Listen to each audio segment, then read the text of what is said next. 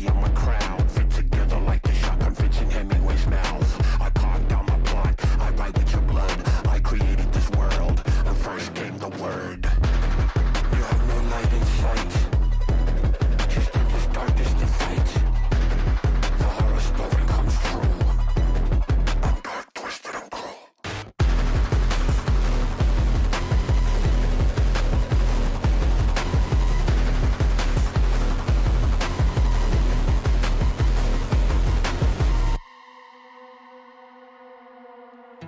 I'm in the rain, trickling down. I'm the sickness of this town. I'm the ants inside your walls, the quiet knocking on your door. It's not your story to write. Scratch out your words in the night. When the writer is in doubt, I turn to come out.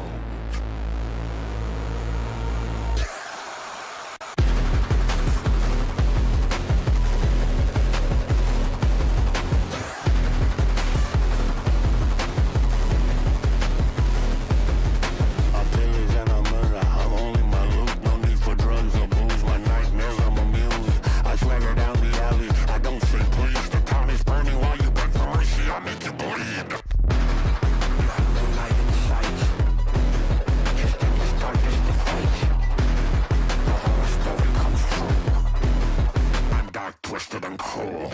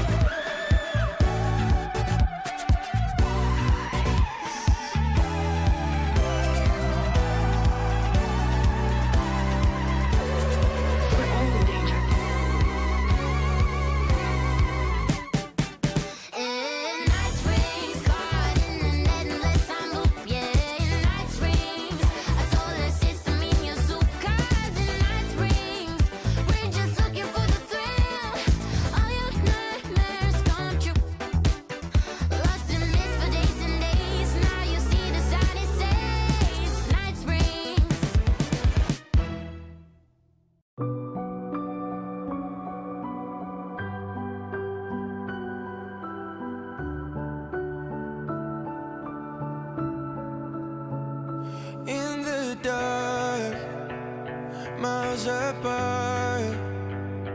Made a promise that I'm coming out alive. Raging heart went too far. I will never lose myself again, or I was caught Did you hear me?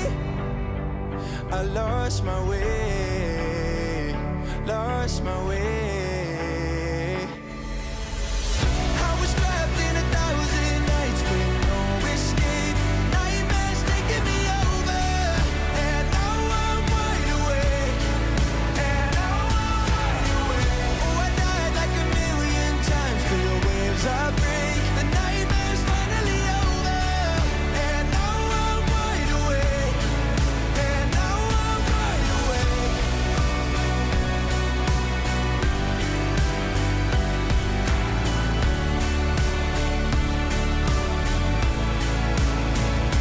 Blinding lights, burning eyes. I can see myself and I don't need to hide. My foolish pride paid the price. I will never leave again, I'm by your side. I was calling you, did you hear me? I lost my way, lost my way. I was trapped in 1,000 nights with no escape. Nightmares taking me over, and now I'm wide awake.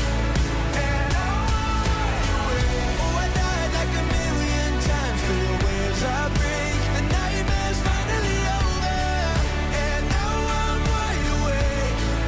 And now I'm wide awake.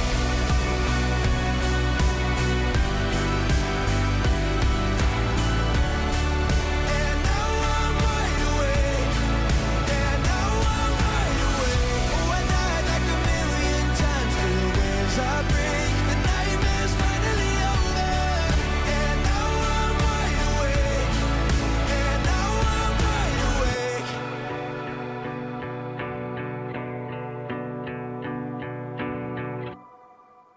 Peggy 18.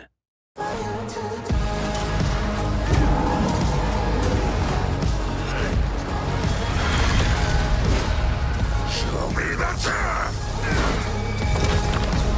FBI, drop the knife!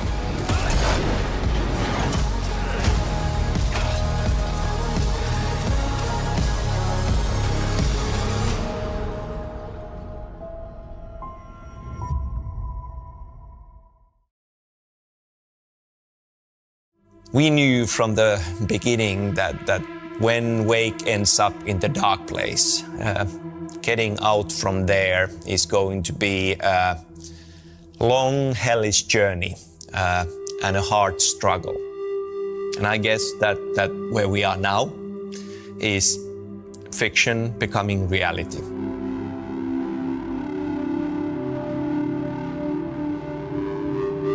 I was playing a lot of fantasy games before I really had ever heard about Alan Wake, and a friend recommended it. And it had a big impression on me just because of how complex the characters were.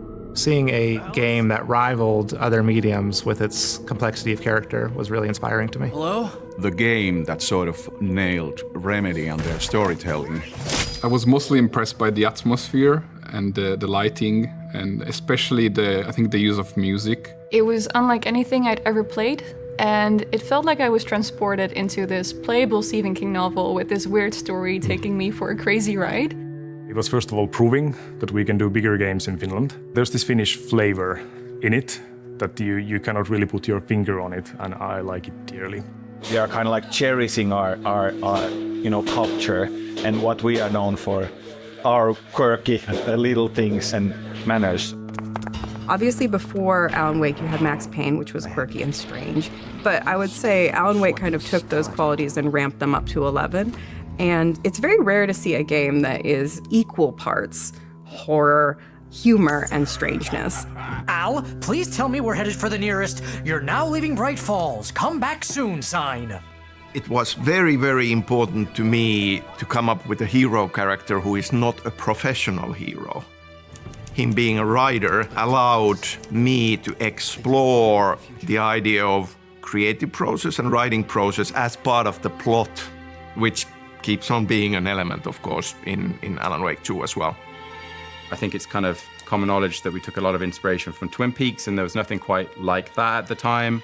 We tried to, in that game, integrate the story into the gameplay more, so with the manuscript pages the player found, kind of try and find novel ways to kind of tell the story. These projects are huge endeavors, and many things, many of them totally out of your control, need to click into place for a big game to happen. There is an element of luck. The same very cool concept at certain point in time might not get any interest or excitement around it. Suddenly everybody wants it. Fuse box is missing a fuse. Horror as a genre in pop culture overall has been growing in popularity a lot.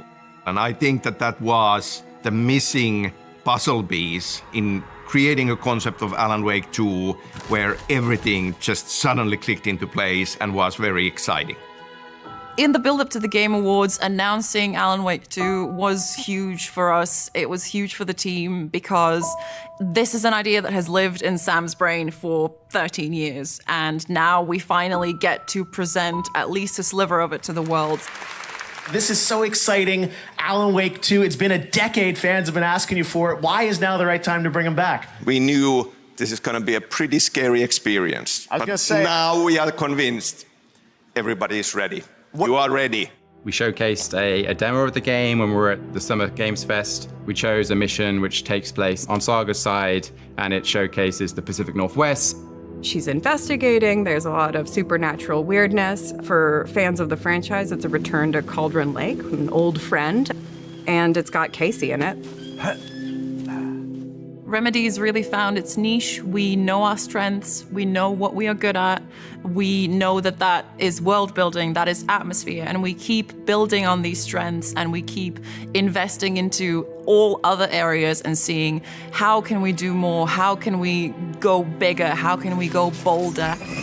It's a story that you're not told, it's a story that you play. And the team has done a lot of really great work in coming up with unique and interesting ways to make that experience playable. Between every game project that we have made, we have done a new concept of Alan Wake 2. It's been frustrating through the years not being able to get it started and be excited about it, and then it's not happening. I think that the game we are now making is by far the most exciting, the most interesting and ambitious one out of all of those concepts. And I'm really happy that it's this Alan Wake 2 that we are making and none of the earlier ones.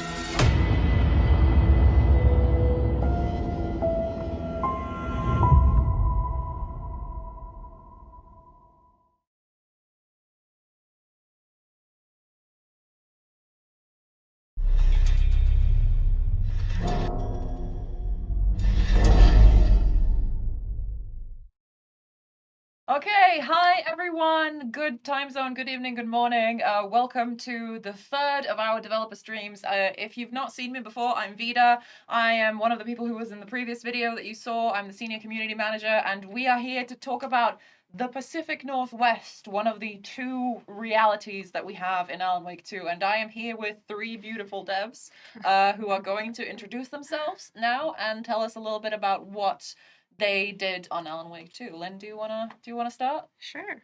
Hi, Anne-Lynn. I am a senior environment artist at Remedy, and I worked mainly on the Pacific Northwest environments. Yeah, I'm Anna-Maria. I was the lead mission designer on Alan Wake 2, and well, I was leading the team at peak. We were about 14 designers and about 20 overall, so a lot of people. A lot of people, yeah. The biggest one we've ever had, I think. Actually, yeah, the biggest one ever had. So it was fun. It was also my first time as a lead. Ha! Good luck. Hey, I'm Kyle. I'm a game director at Remedy, and I co-directed Alan Wake 2 with the wonderful Sam Lake. All right, and as I said, we're here to talk about the Pacific Northwest. I will warn you, there will be spoilers. So if you haven't finished the game, you should probably leave pretty soon, because we will be discussing spoilers. There will not be any news. We are not talking about DLCs. We are not talking about whatever the chat is yelling about. I'm very sorry. We will just not in these streams. In case you missed it, the Alan Wake 2 soundtrack is out now. You can get it wherever you get good music online. I think if you type !OST, it should still be available. The link where to buy it, where to listen to it. Yes. And also, I am here with the man behind the curtain, as always. It's Julius, who's going to come in and say hi. Hi, chat. Right. So let's get this show on the road. Was there anything else that I forgot to say? There was, wasn't there? Yeah, Kyle, don't talk so Kyle, much. Kyle, don't talk so much, but you can sweat. Right. So I think just like to start, hopefully with an easy one.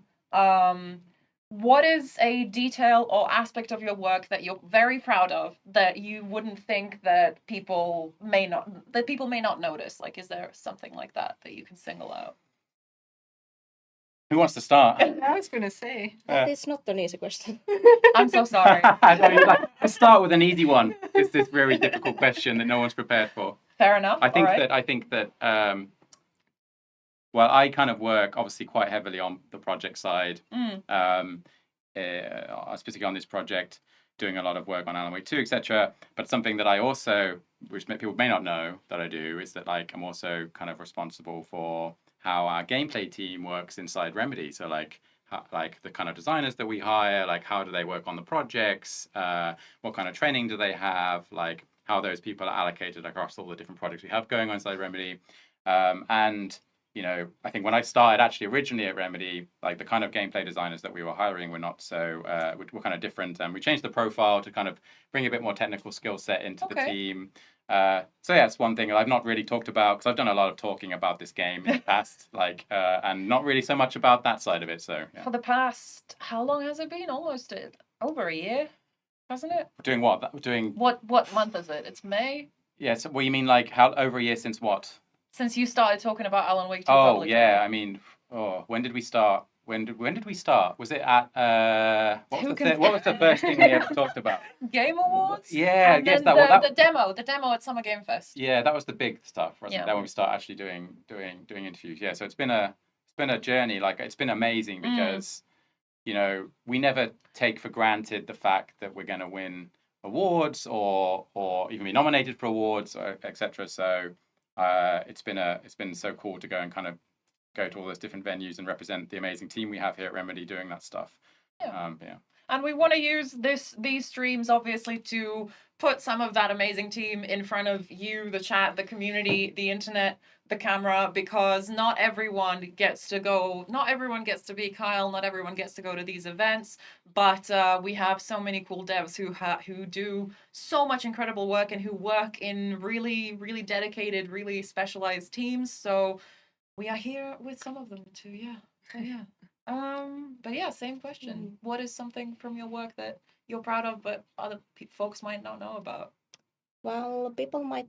It's kind of a huge thing. Yeah. But people might not think about it. But our game does not have objective markers, and that was very, very, very hard to pull off. Okay. That is possible to know where to go and find where you're supposed to go without objective markers. Yeah. Like it needed a lot of player testing. Yeah. Now, what we were just saying just before the stream started, that in Quantum Break we had a button dedicated to tell me where to go, and that was like a linear game where kind of like we would just kind of say go over there, and obviously in this game we kind of the direction was that we wanted the player to kind of discover the space for themselves, because it's like the more uncertainty you have about what's lying ahead or where to go, then the kind of more that kind of feeling of pressure we put on the player. So that was kind of direction, and the guys did an amazing job trying to kind of obviously make that work. So yeah, and you just engage with the environment in a very different way. Yeah. If you don't have that dot that immediately tells you where to go. Yeah, I really want to hear about that, because I think that is an incredible achievement in Alan Wake 2, because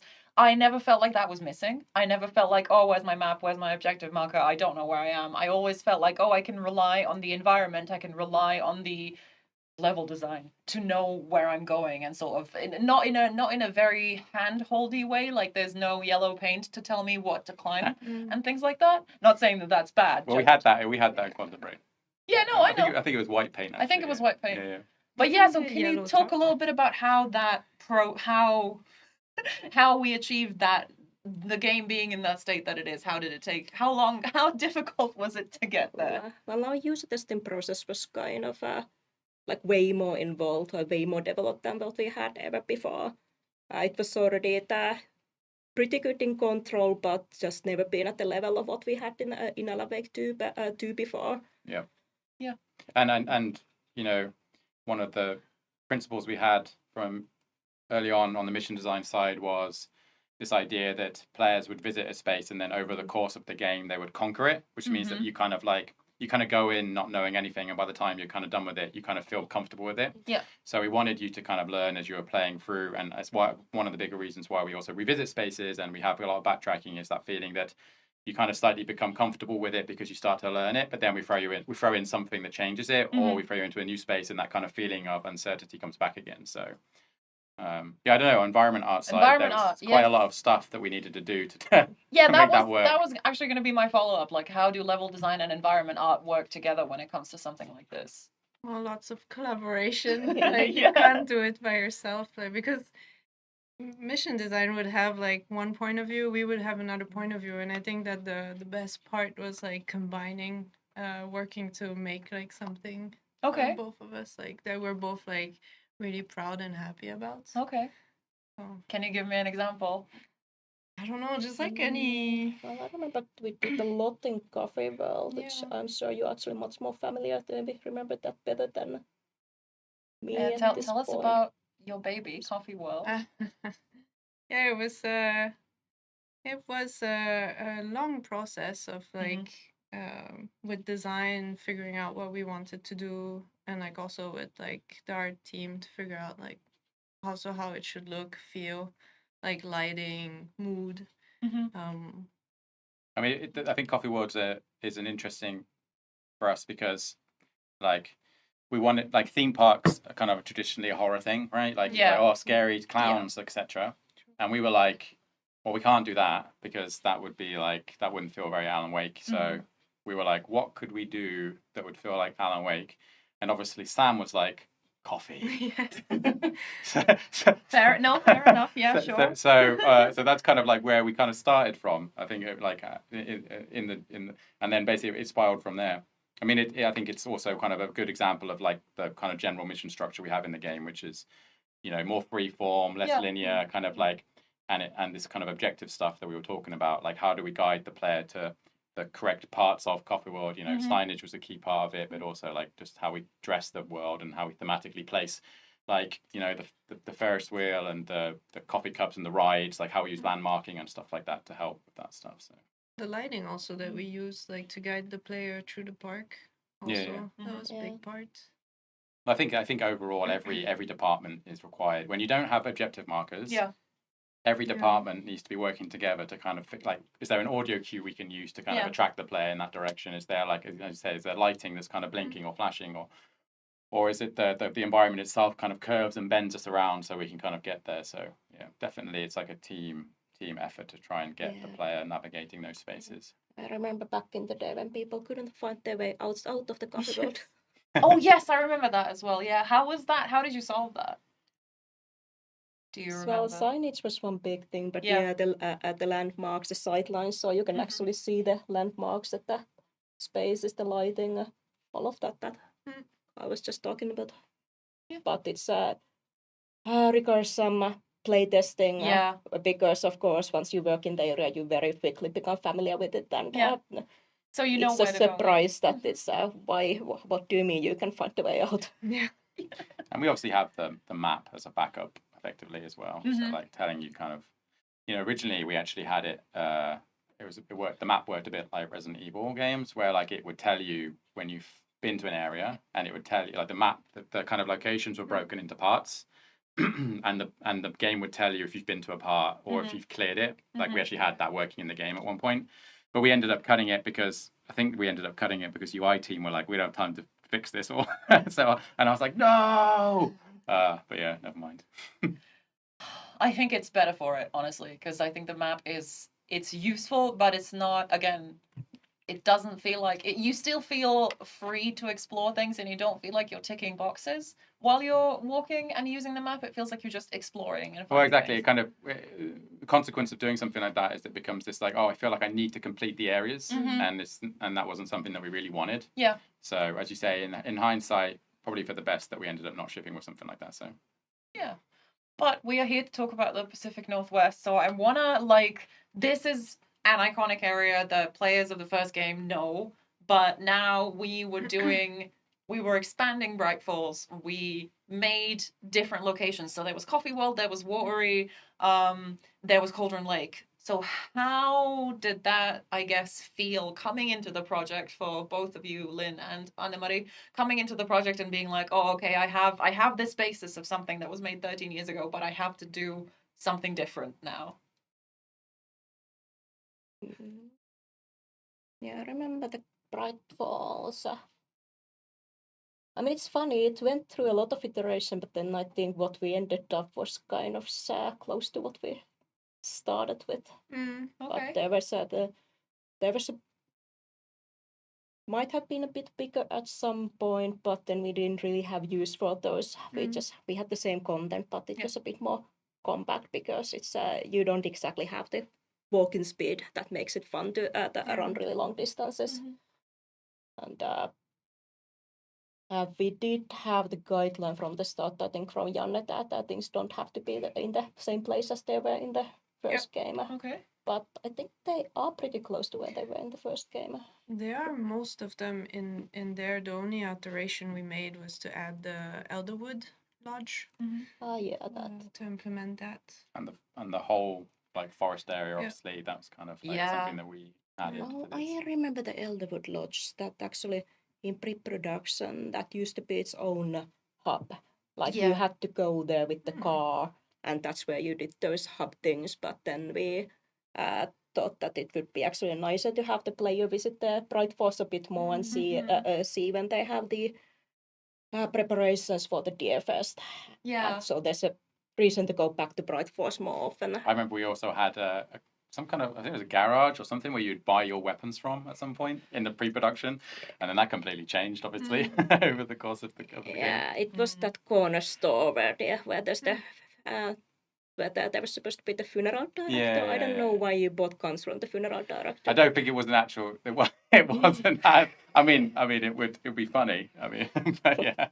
Incredible. But we also had like a point where you would go into the funeral directors under the sheriff's station, right? And we had an elevator that went up there at some point. Yeah, they were connected for a long time. They were connected, and then we there was some kind of reason to do that, but I don't remember why. Yeah, it's all a blur. So what was the biggest kind of biggest change, I guess, when it comes to the Pacific Northwest as we know it now in Alan Wake 2 as opposed to Alan Wake 1 from a kind of like a design perspective, like a technical perspective? More detailed, I guess. Yeah. Like for a start, like I think we have like 3 different like locations that are very different in themselves, and I think I will dare say we succeeded to make them very visually different so that you play, even like when you walk through Cauldron Lake, you have a different feel than you walk through a forest through Watery. And that was like, using like different species of trees or even in the bushes that we were using, we were trying not to mix like which one we were using from one hub to another. But we were definitely putting lots of details like that in. Yeah, I mean, it's obviously the original Alan Wake started out as like an open open world game. So I think the biggest change was that we kind of obviously and became level based. Yeah. Whereas here we already knew from the start that we wanted the game to be more open, not fully open world, obviously. But we knew that we wanted to make it more freeform so the player could basically freely explore as they go through. But we didn't want to make them so big that like we couldn't get the density and detail level that Anne-Lynn was talking about, because camera's a lot closer behind the player. We wanted the world, and we wanted to do a lot of our storytelling through world building. So like the environment can help tell the story.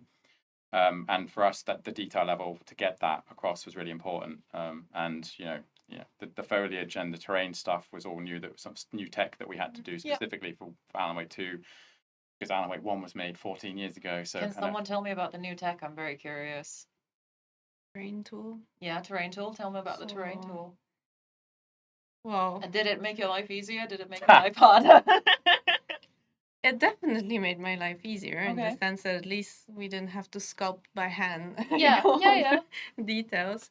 But how does it work? Is it, I can't, because I never used it, obviously, but is it like I'm painting, or like I'm kind of like, how does it? So we generate first some height fill maps from Gaia, like another software, and then we implement that in the engine. And then I'm gonna skip like all the technical details, but then you get it in engine, and then from there you can start detailing some areas, like say something you did in Gaia doesn't work in engine, so you want to remove that and do your own, and then start also painting textures and like adding details in those as well. Yeah, and we didn't have any of that Yeah. before, and Of course. it was a big endeavor to get that stuff working in our engine. Actually, like probably more work than we were anticipating. Yeah. So yeah, I'm glad we managed to do it though, because I think the environments are brilliant. On top of that, we got the scatter tool.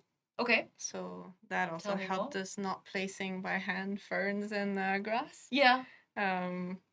So that was a huge gain of time, and it also helped us with optimization in the end. So there were some settings for streaming distances and all that. So other tools that we got. I don't know. I mean, I don't. I use my mouth. Yes, yeah, you but phrasing. And Outlook. I was going to ask actually, because you refer to a mission design both of you refer to mission design quite a lot. I was going to ask you, Anne-Marie, how do you and Kyle work together? You as a mission design lead. Oh, this is a tricky question. Yes. You're putting Anne-Marie on the spot here. Well, yeah. How do we work together, Anne-Marie? This is what I want to do. Yes, no. Yeah, it's basically like that. Yeah, there's a lot of like. I hope you listen. It's not always like that, but yeah, I mean, yeah, of course. A lot of time it is like that. Yeah, I mean, like I think like as an example, the nursery rhymes that you kind of discover inside the Pacific Northwest, and the lunch boxes, Rose's lunch boxes that you find, and there's other smaller like content that you find on Free Exploration. Like I think that started with us going like we originally were thinking like how can we basically build narrative into our side content, because it's such a narrative driven game. We really wanted to have narrative threads running through it. That was kind of our starting point, and then we were like, okay, so but we didn't want to create lots and lots of custom content because it's quite expensive, but how can we basically templatize stuff so that we can get a narrative thread running through it, have cool rewards for when you do explore, but then kind of make it in an efficient way. And I think the process started with that, like the high level, that was the idea. And then I guess you just went away and kind of came up with some cool ideas, and then we just kind of went through them. Yeah, there was a bunch of pitches, and some of them went forward, some of them didn't, and then.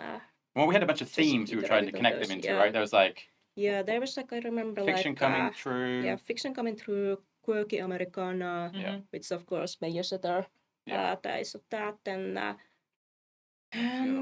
there was murders, but I think we investigations. Didn't actually, yeah, we had like investigations as one at some point as well. But I don't think we that because we ended up with the fiction coming through, which is the nursery rhymes. Yeah. But then the cult stashes is kind of the cultist own thing. That was actually something that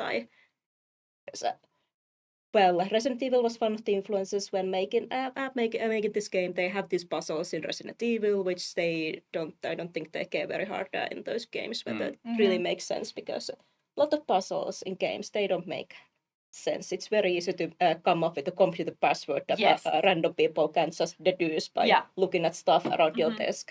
That puzzle in the nursing home. So that took a long time. So cult stashes. I started to Sam, could these cultists be a little bit obsessed with puzzles? Could you write this into the thing story, for them? And he did. Yeah. It was all. I love they're diegetic. They're not just random. They're just. Yeah, well, I think everything. It was important to us that everything in the game had a purpose and made sense in a narrative, even if the narrative was a bit like crazy. Like at least it kind of fit inside the narrative as a whole. We didn't want to just have random puzzles and mechanics for the sake of having random puzzles and mechanics.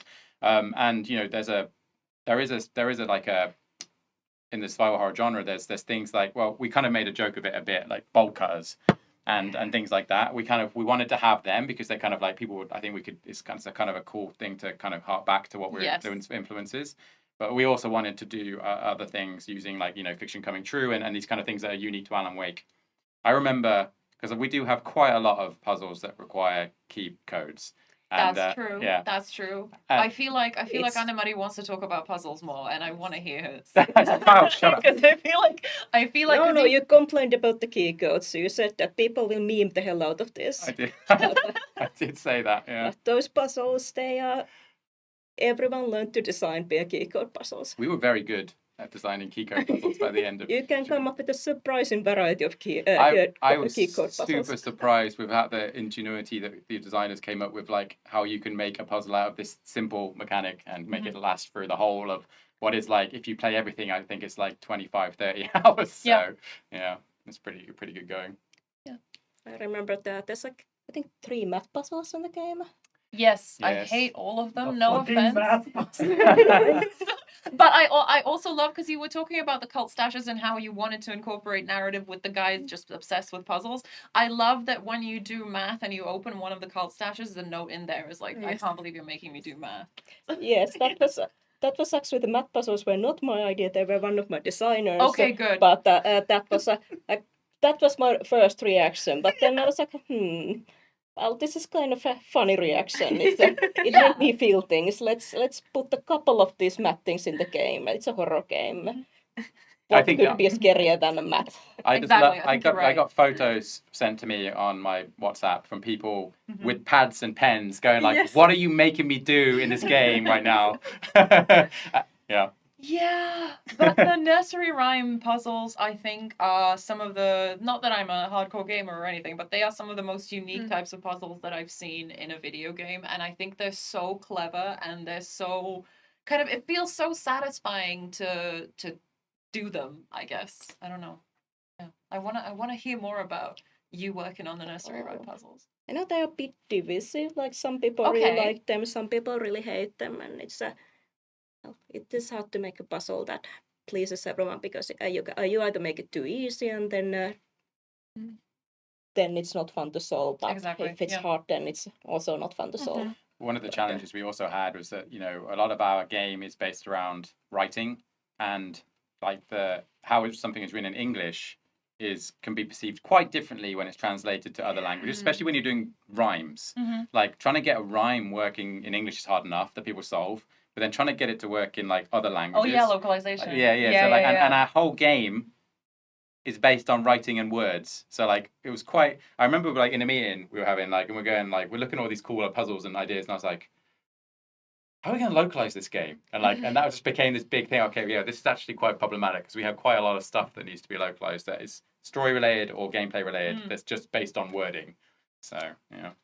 Yeah, they were not that of course they rhymed, but they were like 1 or 2, I think, which were actual word plays that only would make sense in English. Yeah, it's probably because we changed them after we realized we couldn't we avoided doing that. We tried to work more on the context meaning level.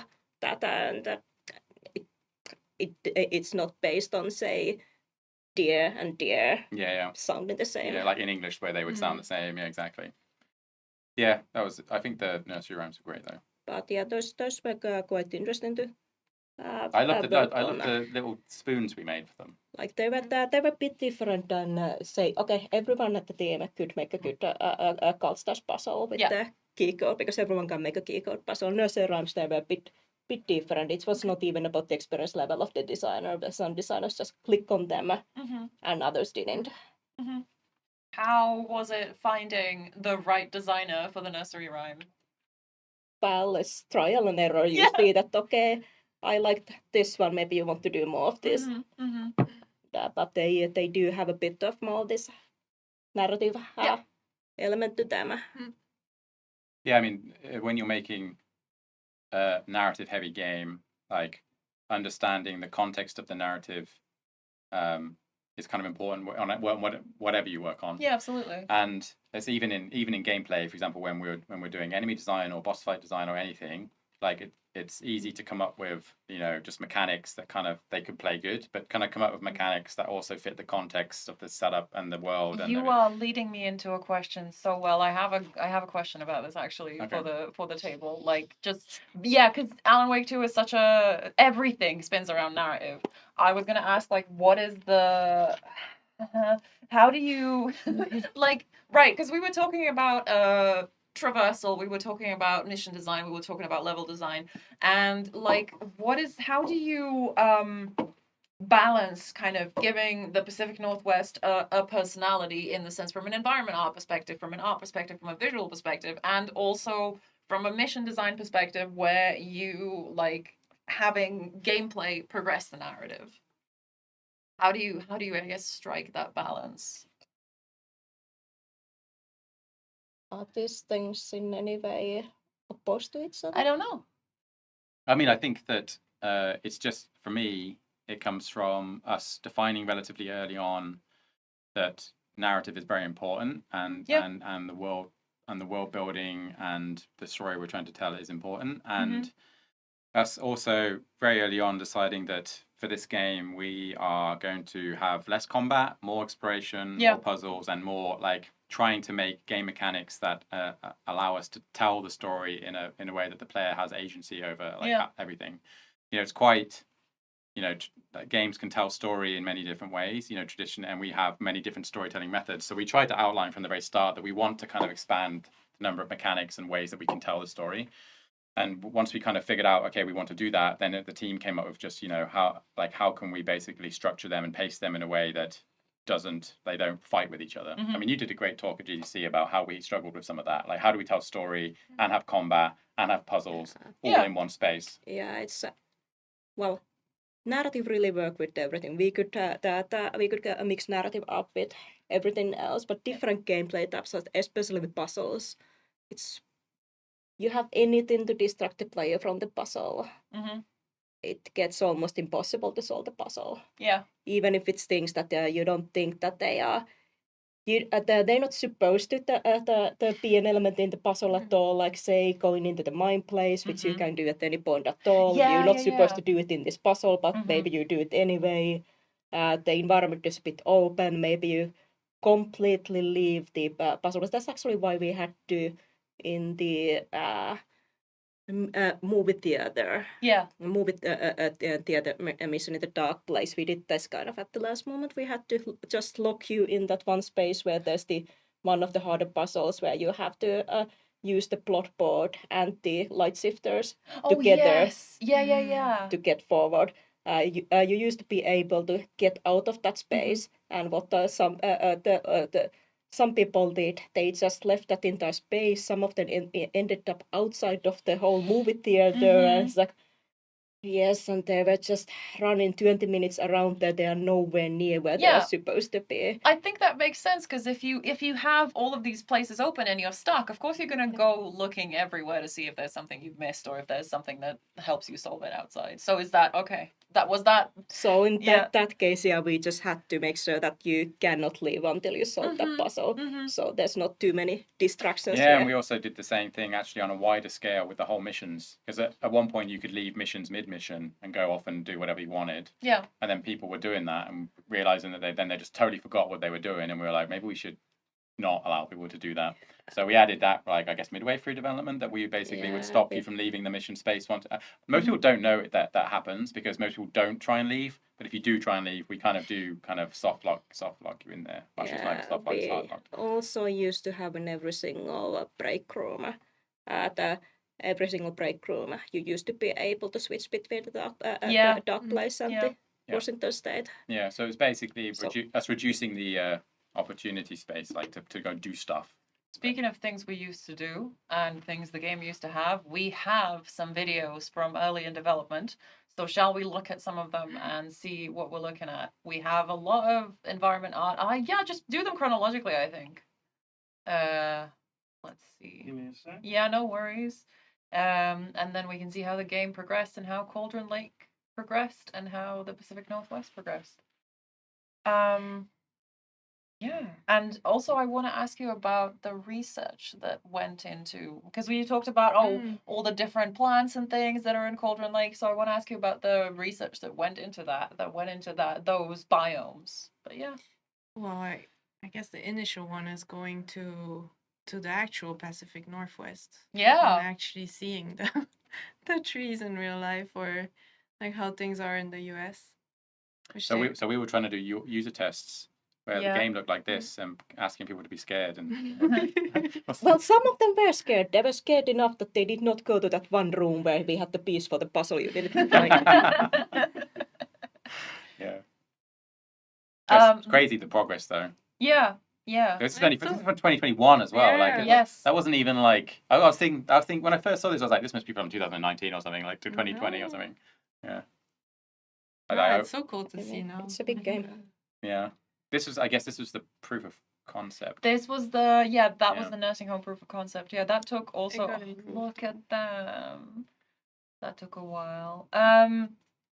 So sorry, we were talking about you went for a research trip into the Pacific Northwest. How was that?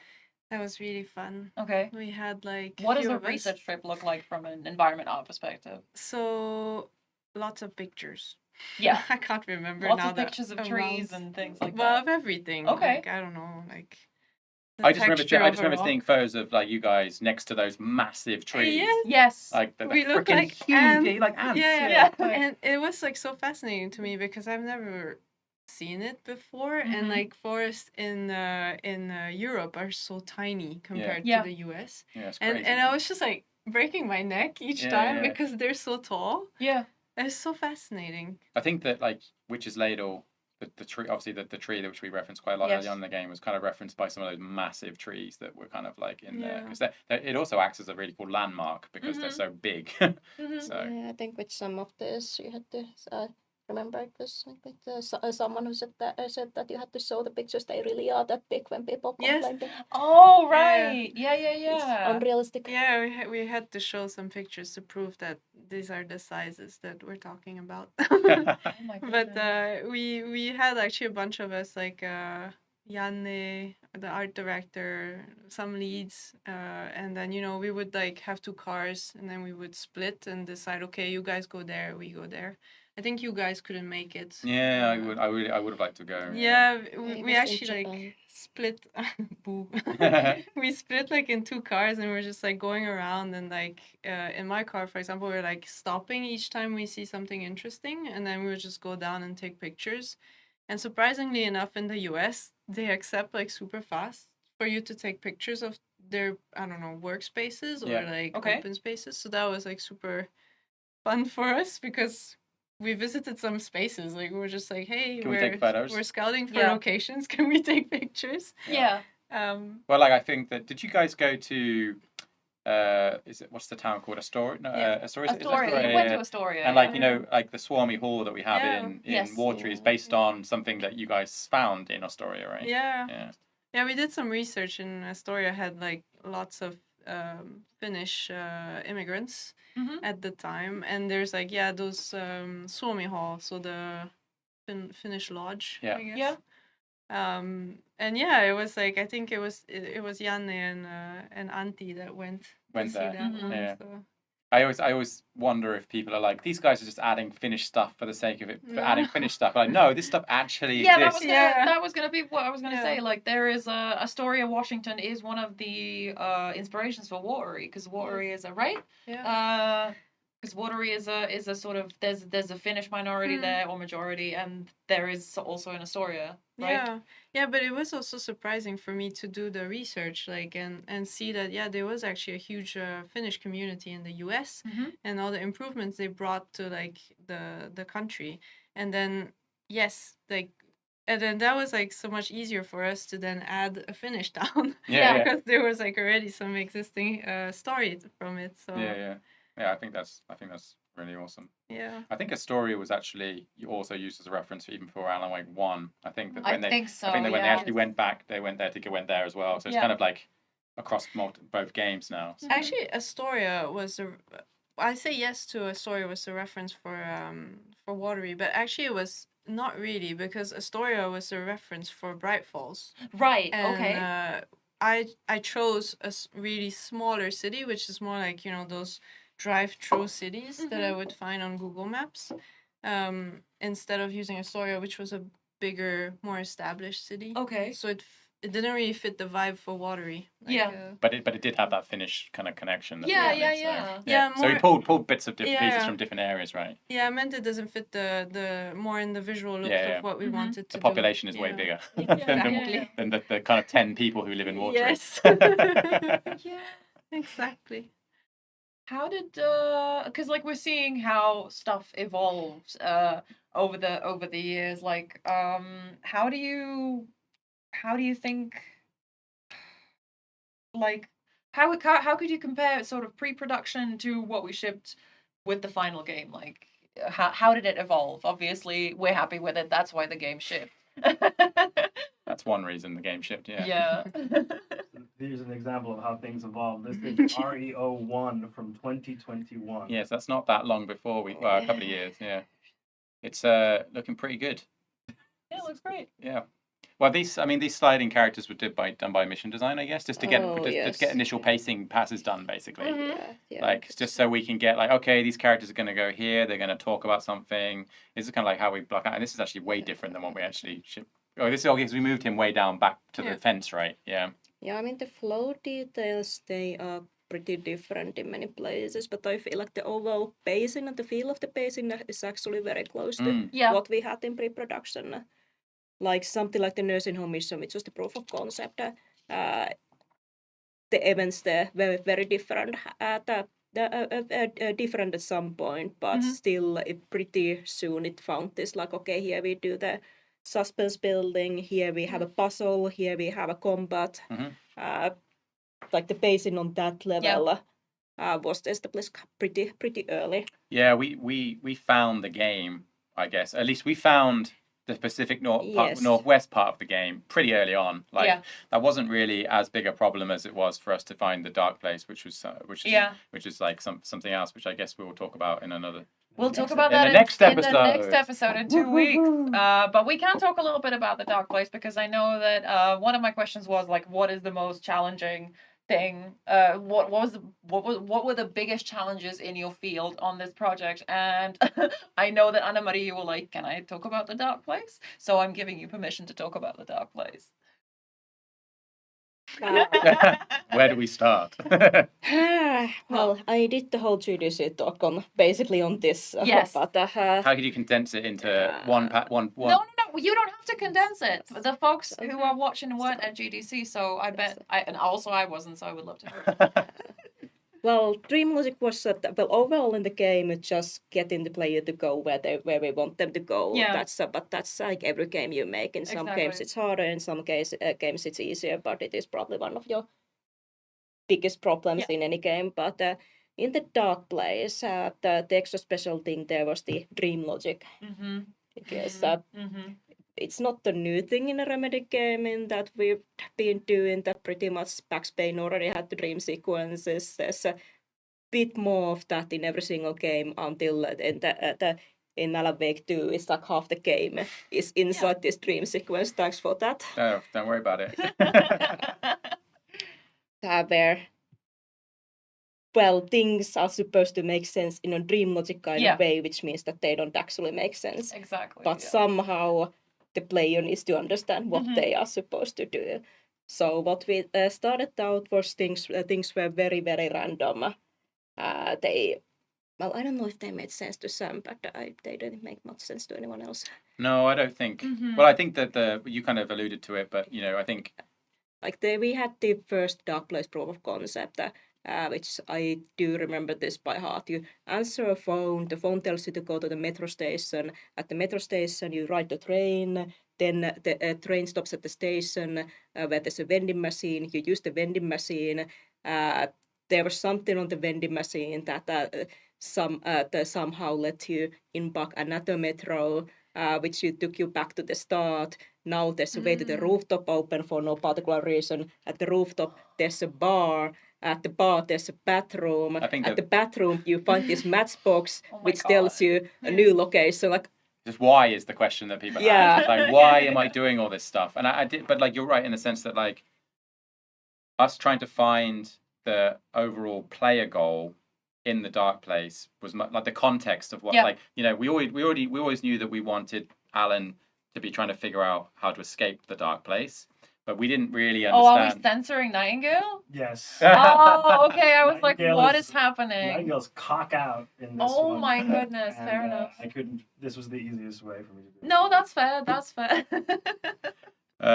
But yeah, I think that we knew what the player we knew what we wanted to do in Pacific Northwest. We didn't know what we wanted to do in Dark Place in terms of like how does Alan figure out how to get out, and like trying to come up with the context of the murder sites and like how there's these echoes of the Casey story running through them, like all of that stuff. Like we took us ages to figure out like how we can utilize that to kind of build the structure. Yeah. Like for a very long time, we didn't have the plot board. Yeah.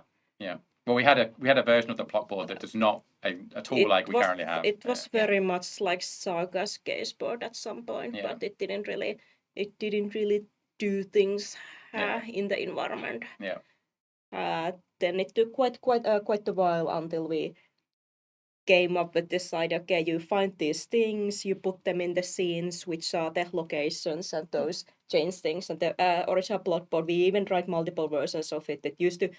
One of the very early versions was you always started the loop from the start. So imagine from the metro, the subway tunnels, you start from the start of that mission, and now you go through that mission to find out all the changes you made, and that's that would have been so annoying.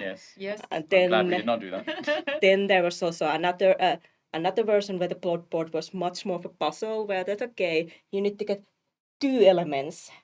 You can put two elements into the same scene, and each one of these does something. Can you remember how big the subway mission was originally when Environment Art got a handle on it? It was like 4 times bigger than what we have in the game right now, and we had to do one massive pass on getting the subway down, and it's quite big already. So well, it was actually before it went to Environment Art. It was it was like half the size of the current one. Yeah. Then it ended up really long in the hands of the Environment Art.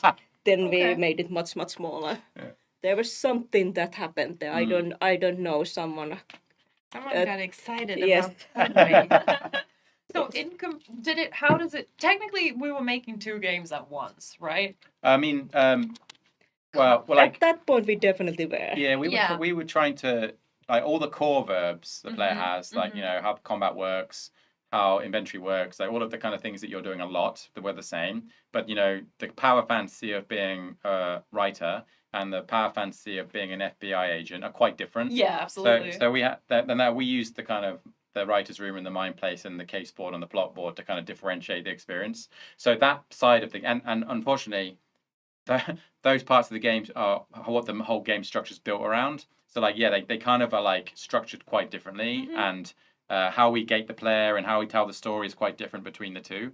So in that sense, it was kind of building like 2 different experiences. And actually, when we exited pre-production, we hadn't figured out Wake's part, and everyone was like, "You guys have figured it out, right?" And we were like, "Yeah, definitely figured it out." And then we're all like, "Fuck, we have definitely not figured this out. And how do we get this stuff sorted?" Yeah, it was quite stressful. Lynn, what was the most challenging part of your work? What would you say? A good question. It's easy, all of it. It's all super easy, obviously. No, it's not. It's hard to make a video game. I guess for like a European environment artist, making something that feels like the US, like a country that I do not belong to.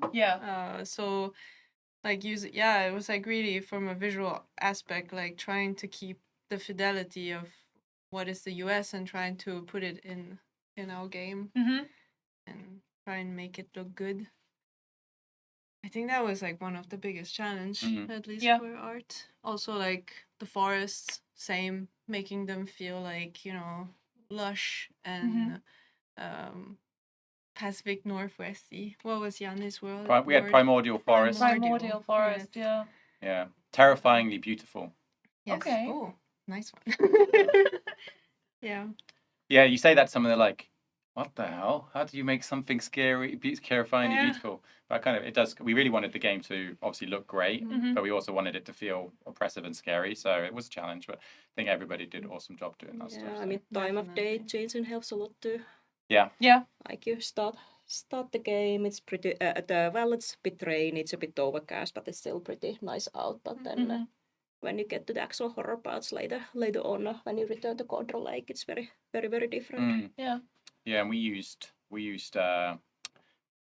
flooding. Like water was a big theme of the game, basically. Like across the whole spectrum of the experience, we use water a lot, both like through weather, like how we utilize rain was not just like for visuals. It's also like we tried to kind of make it like connect to the narrative. So when things start getting darker, or the story starts taking a more darker turn, or something maybe bad's going to happen, we start utilizing rain more heavily, like insinuating that rain is bad, basically. Yeah, evil rain. I remember the mission that we were just looking at, when you meet Thornton or Mulligan, one of them, at the parking lot, and then you go down with Casey all the way down, and you see how it's sunny when you start, and then it keeps getting darker and darker, and it starts raining, and it feels like it's getting colder. And I think the pacing of that is magnificent, because you don't notice it at all until it like smacks you in the face, and then you're like, whoa, it's so dark now. Yeah, it's one of those. It's like, I think it's not just in games, it's like across all kind of forms of entertainment and kind of media,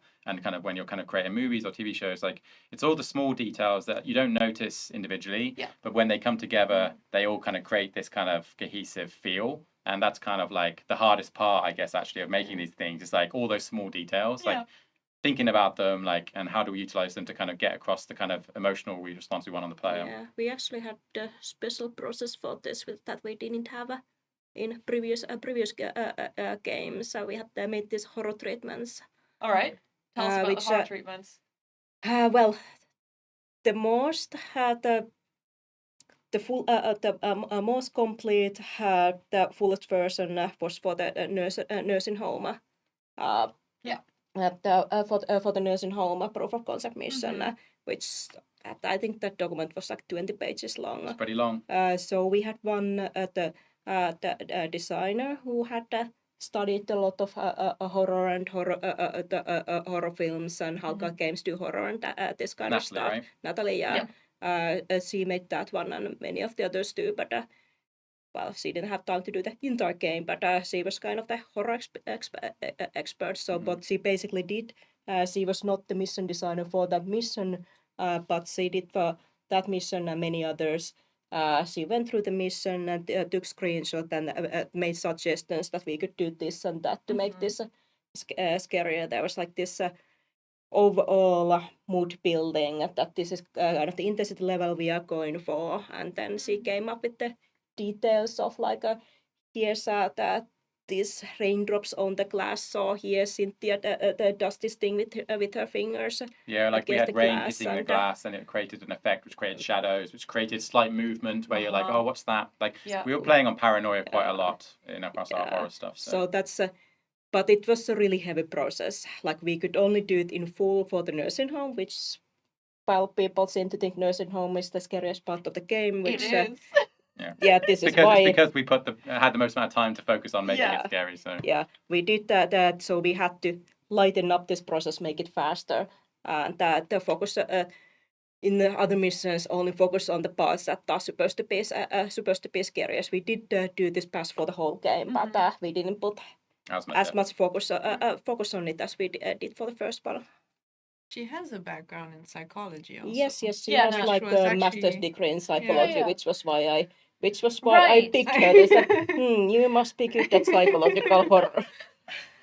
That's amazing. Okay, I think it is time now to have a little ad break. If you're on Twitch, we run ads on the hour. We'll be back very quickly, and we will have a little break, and I urge you, chat, to have a small break. And then when we are back, we're going to be chatting a little bit more with the team here, and then we will start taking audience questions. So think of your questions.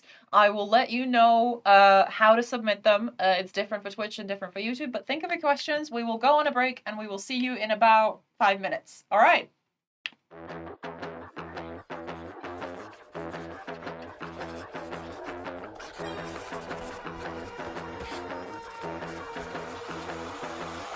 Raoul, broken book. Stay in my crowd, fit together like the shotgun fits in Hemingway's mouth. I carved down my plot, I write with your blood. I created this world, and first came the word. You have no light in sight, just endless darkness to fight. The horror story comes true. I'm dark, twisted, and cruel.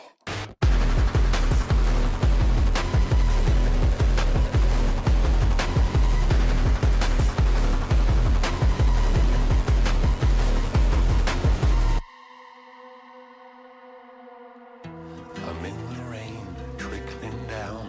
I'm the sickness of this town.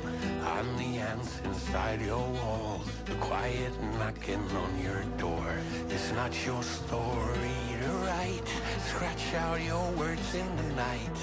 When the writer is in doubt, I turn to come out.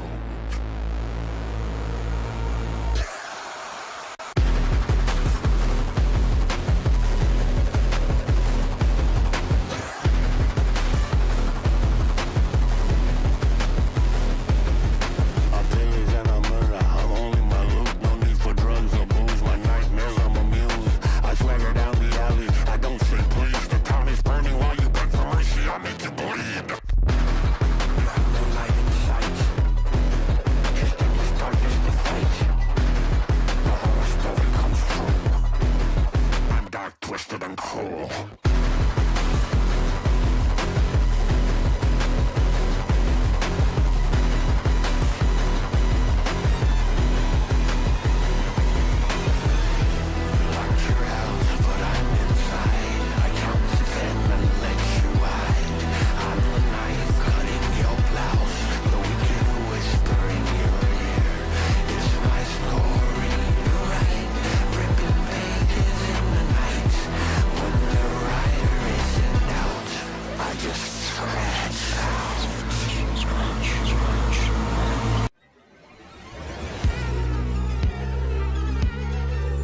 Space invader, looking cute in a human suit.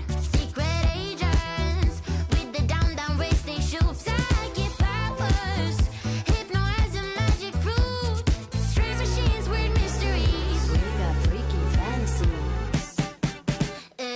Night springs, psycho killer on the run. Yeah, night springs, down the black hole sun. 'Cause in night springs, we're just looking for the thrill. All your nightmares come true. Crashing through the warning signs, your car breaks down just outside. In night springs, endless versions of this town. They called out the elder god who live inside a sleeper's dream. Better let her sleep in night springs. If you die in your arms out of Monday, I hunt you when you like it. In night springs, caught in an endless time loop. Yeah, in night springs, a solar system in your soup. 'Cause in night springs, we're just looking for the thrill. All your nightmares come true. Lost in mist for days and days. Now you see the sign it says night springs.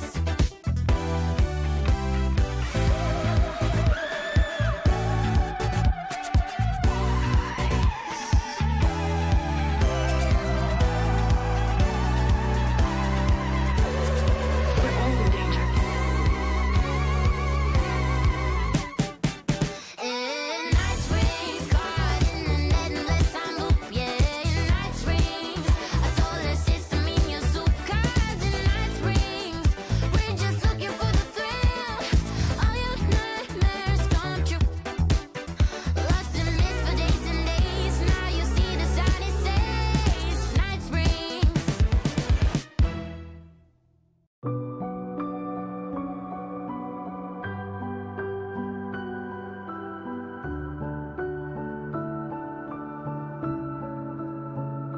In the dark, miles apart, made a promise that I'm coming out alive. Raging heart, went too far. I will never lose myself again, or I I was calling you. Did you hear me? I lost my way. Lost my way. I was trapped in 1,000 nights with no escape. Nightmares taking me over. And now I'm wide awake. And now I'm wide awake. Oh, I died like 1,000,000 times. Through the waves I break. The nightmare's finally over. And now I'm wide awake. And now I'm wide awake.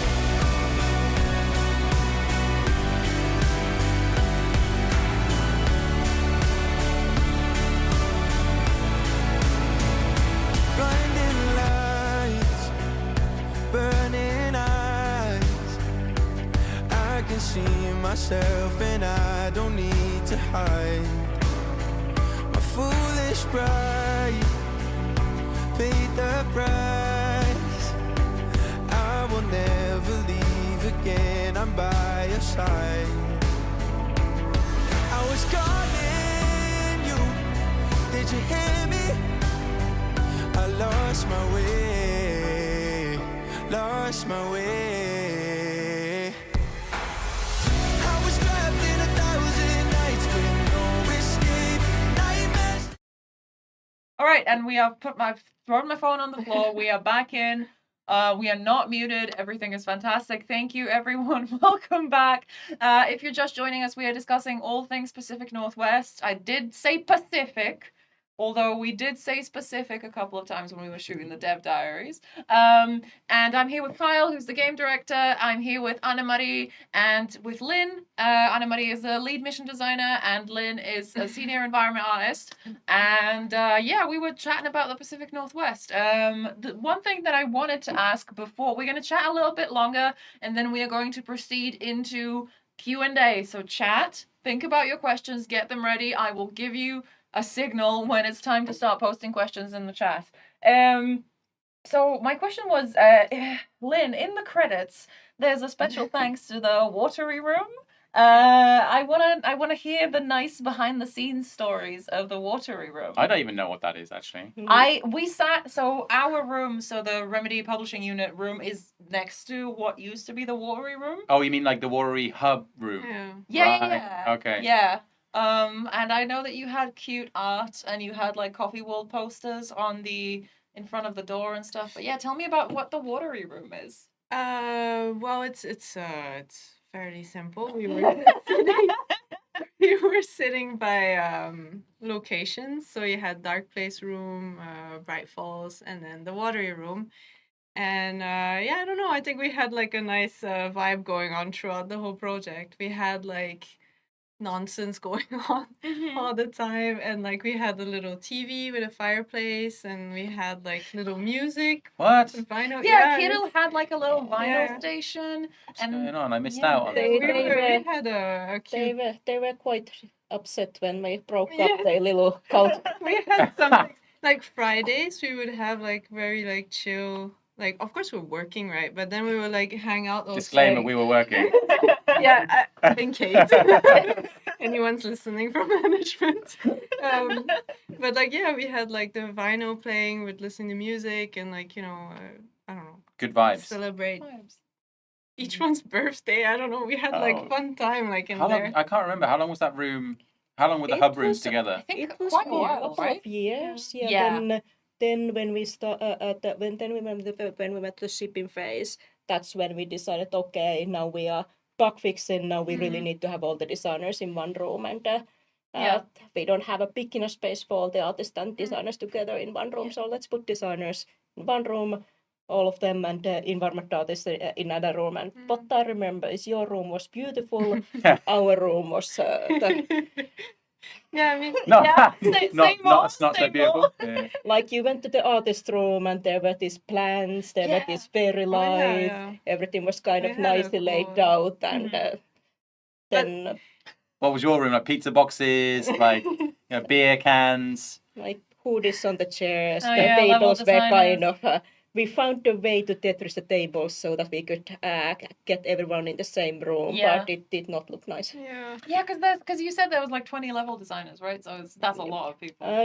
That was for the whole project, though. At the same time, we had 14 of the peak, but at the shipping we had a bit. We had enough that we could fit in one room. But somehow you had the same amount of people, and your room looked nice. Yeah, we had like a cool, a really cool small room, and it was it was really cool because we were level designers and artists. Yeah, because everyone was different levels. But I think we do that like across many aspects of the game. Yes. Where it's not like we just have all of the one crafts sat in the one room together. Yeah. We try and like do cross-discipline collaboration across all the whole game. And in this instance with the watery room, which apparently was a paradise, I totally missed. They had like it was really nice. I came up with like once or twice to one of the listening parties. Yeah. What listening party? What's going on here? Don't set it up. Don't worry about it. They were working. What other secret stuff was going on here? So like mission designers and environment artists in together because they're both working on the same spaces. So like collaboration is obviously very important. And the gameplay was the same with designers, animators, programmers, audio people all sitting together working on the same features because it's just a lot easier and communication works a lot better when people are sat in the same room. So But it depends a bit on the phase. Like with shipping, it was more important than to get all the designers and technical designers in the same room that now we are. How do I fix this? I don't know. Do you know? No, I don't know. Do you know? No. But before that, it was really nice to just see because it was like the watery room, the Cauldron Lake room, the Dark Place room, the Bright Falls room, and so on and so forth. The Dark Place room, they used to sometimes all come to work with sunglasses. The whole Dark Place team. Clearly, they had coordinated this, but I think it's not that. I had no idea. Really? Yeah. I feel like the Dark Place room, the Dark Place is a hard location to work in for 4 years. It's quite oppressive and dark, and there's not really time of day changes to kind of get. Unlike in the Pacific Northwest, we have lots of different weather types. Dark Place was the kind of room that if you click with the Dark Place, you never left it because it was. Yeah, it's like you understand how it works. You're staying there. Did you guys see the?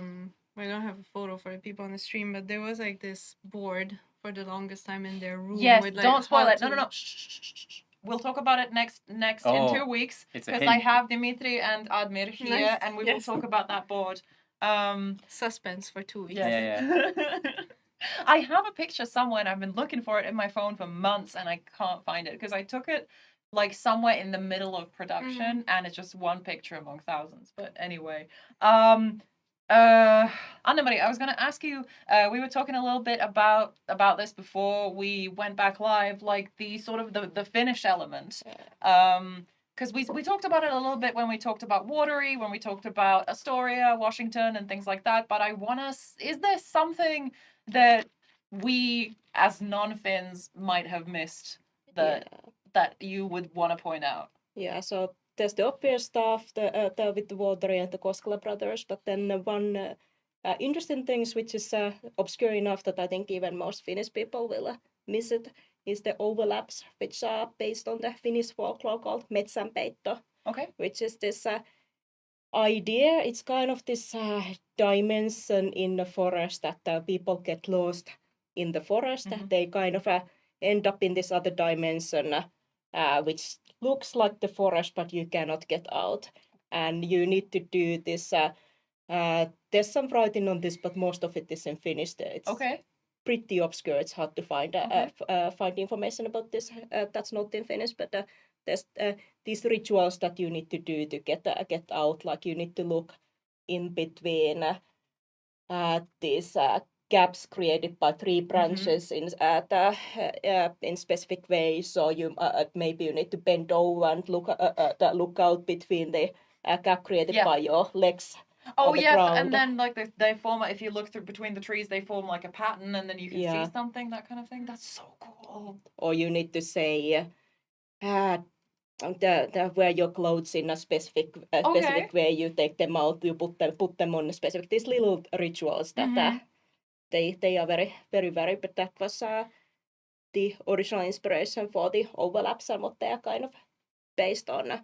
But of course, still a lot of those actual rituals that you do, they don't make much. They wouldn't work in video games so much. Imagine I told you that now that you take off your clothes and put them on. I'd have been like, ship it. Yes. Let's put it in the game. Most expensive thing you can do in a video game, and not very thrilling gameplay. Yeah, take off your clothes. Yeah. So we had to find other ways, like, okay, we are going deeper into this overlap in that kind of spiral and finding a way to proceed. Like, in general, rituals are like one of the big parts of the Wake experience. Like, and yeah, well, you talked a bit about it when you were doing your DC talk, like how to like coming up with the rituals to get into the overlaps was kind of like we kind of were struggling for a little while about how that what is it? What's the theme that connects them all together, basically? Yeah, it was kind of in front of us all along because so the first ritual that we came up, that was for the nursing home mission. And there it was playing the record on the jukebox. That's something I think I came up with that. But that was something I just came up because we did have a jukebox happen to already exist in the game. And there was tour, so playing the music that totally makes sense. This is the most obvious thing to do in there. But then it's like, well, in the other overlaps, we didn't have these obvious elements there that would make sense to use. So we were doing kind of random things for a while, and then we started, okay, why does this one work? What could we do that has similarities to the nursing home thing? And then we were like, well, this is performing a piece of art. Then, for example, in Watery, we ended up with the float, which, it is a piece of art. That was so cool. And the artists, even in the first game already, they have a connection to the dark place. So it kind of all makes sense. I mean, it kind of all fell into place, even if it wasn't purposeful at the end. Yeah. I think, shall we open the floor to questions from chat? How are we feeling? Do you feel ready? Julius is giving me the thumbs up. My sweet panel, do you feel ready? Yeah. All right. Okay, so chat, pay attention. Twitch, you can ask your questions by typing !ask and then a space and then write your question. The bot and Julius will capture them all together and we will pick some. And then YouTube, we are opening a Q&A. And if you click on the 3 dots, right? No, there's a drop down at the top. Shit, there's a drop down at the top of the chat window on YouTube, and you can select the Q&A questions. Oh my goodness. Okay. Oh, we are already getting in questions. Thank you.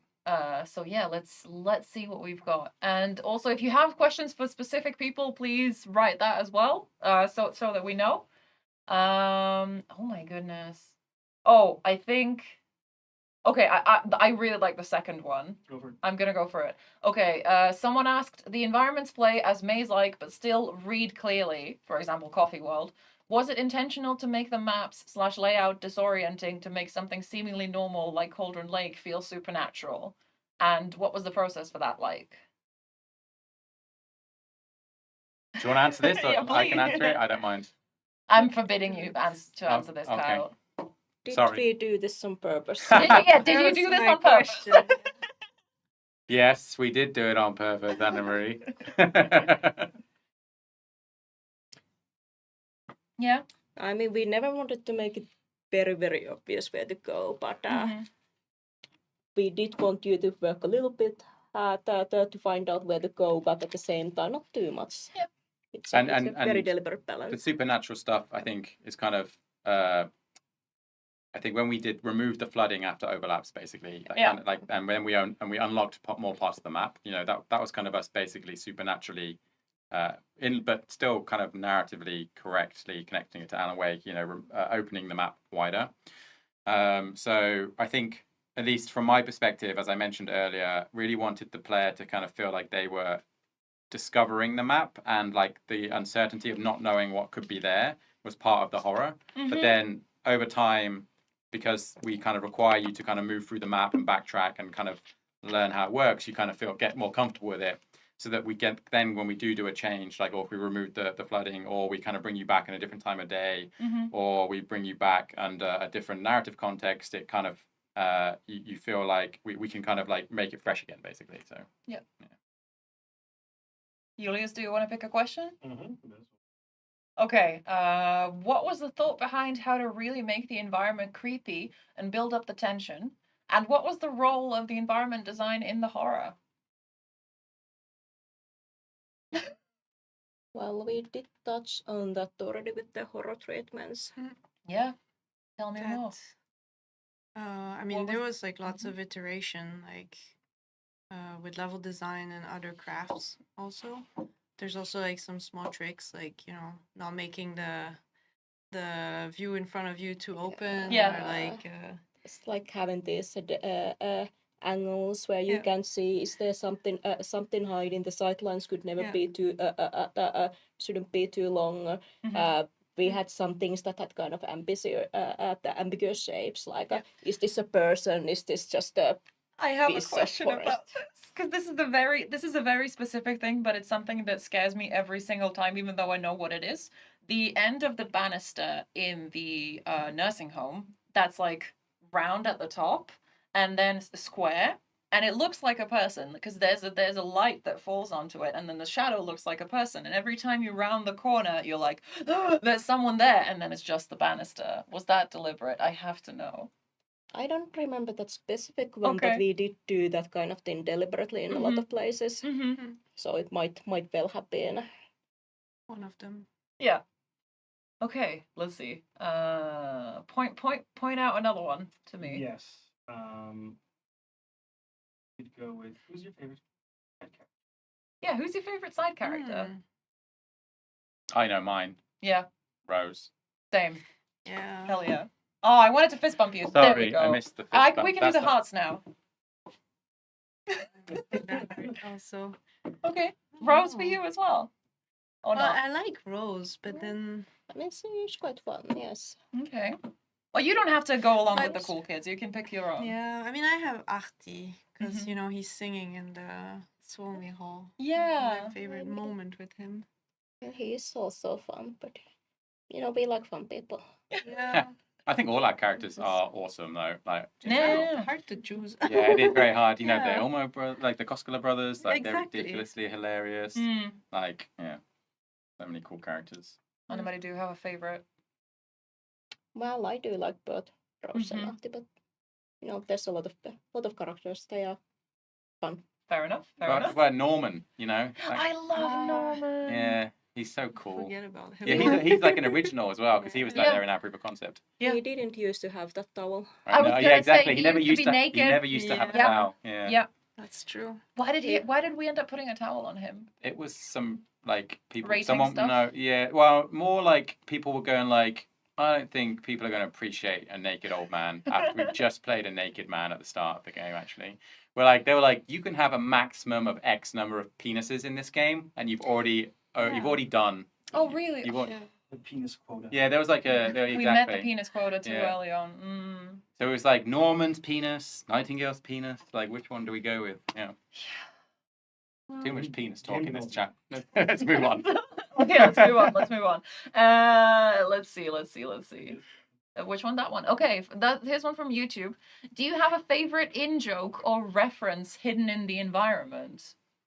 I know you do this. I know you do this because I participated in one of them, but I will not say which one. I want to hear yours. Well, we have official ones and unofficial ones. Official ones we have the team in the team portrayed in the coffee pot puzzle in Coffee World.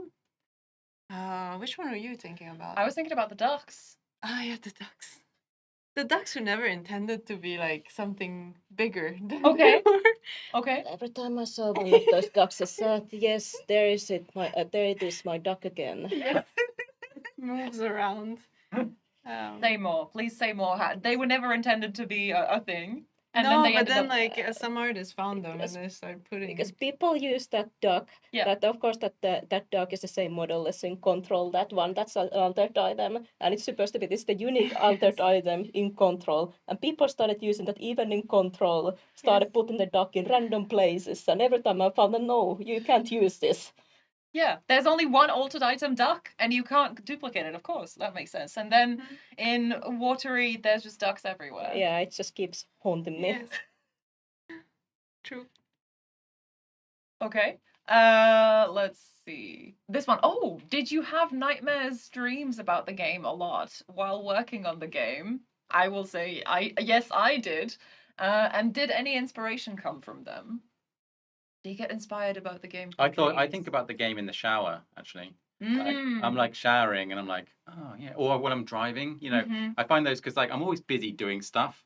So like when I'm doing something like showering or like driving or doing something where I kind of just zoned out, that's when I normally think. I hope you're not zoned out when driving. I definitely am zoned out when I'm driving. Like I think that's an actual term for that. I can't remember what it's called, but Okay. it's something when you do something so much that it just becomes like automated, like I'm on autopilot. Yeah. But anyway, so and then I did a lot of stuff came about while showering and driving actually. Dreaming. I don't remember my dreams very well, so if I did, I don't remember them. Fortunately. I do remember one single time I had a dream about the dark place. Oh. Was I in it? No, the dark presence was, and there were Was I the dark presence? there were the safe havens. Yeah. That could be used as a, you know, to hide from the dark presence. But Yeah. I was kind of annoyed in that dream that it was not a very good design for the space. You being chased by the dark presence and going like, this is a terrible space design. Yes. I can believe that. I believe that for you. Yeah. Okay, another one. Guys, thank you for the stream. What advice could you give an environment artist? Oh, sorry. What advice could you give on an environment artist or mission designer portfolio? Super original question. That's also part of the question. That's not my comment. Question. How would I answer this? I would say kind of do for an environment art, like do a piece of art maybe that would fit the company you're trying to apply to. So say, for example, if you apply Remedy, I think you should have something more focused on like realistic or hyper realism.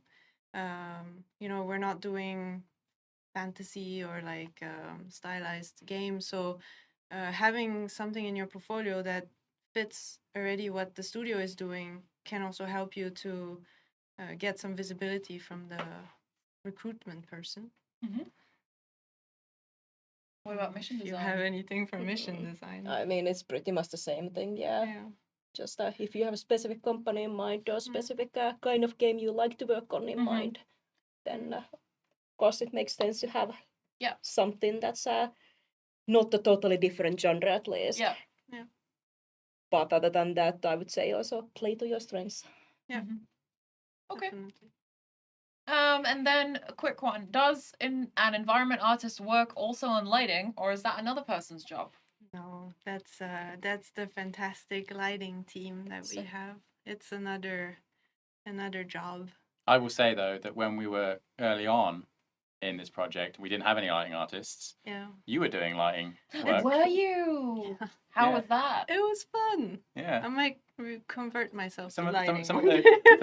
of those like our early Like like Damon. prototypes and proof of concepts, you did all the lighting and the environment. I remember. Yes, yeah, we had Damon was our former lead was working on another project, and all the other lighting artists were also busy. So, well, yeah, he showed me quickly some stuff, and then we just like just talked, and then I proposed some stuff, and then thankfully he came because he made so much better stuff.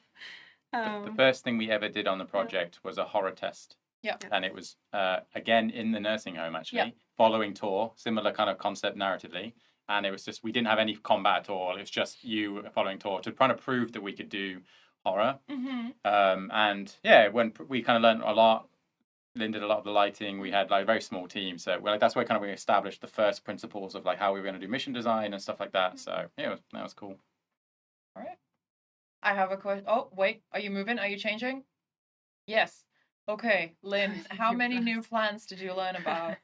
I learned about so we also have like a fantastic vegetation team in the studio, and they would come up with all the like research scientific names and everything, and it was like the trees, what is the biome, and like what we should use. And to be honest, I felt I learned more about the names. Okay. It's like, oh, a tree, it's not only a tree, it's a Douglas fir, or something like that. So it's more. So how many? If you How gave a many? number, how many new plants? I don't know. I'd say 10 maybe. Okay. Like 10. Yeah.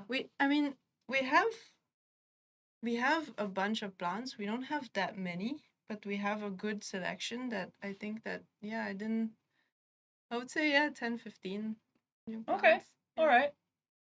I'll pick another one for me. Let's see. You had a question also in mind. Did I have a question in mind? Yes, I Yeah. think I did. Did I? It's gone. What was it? It's gone. It's gone now. I'm sorry. It's completely gone. I think it was the where is it now?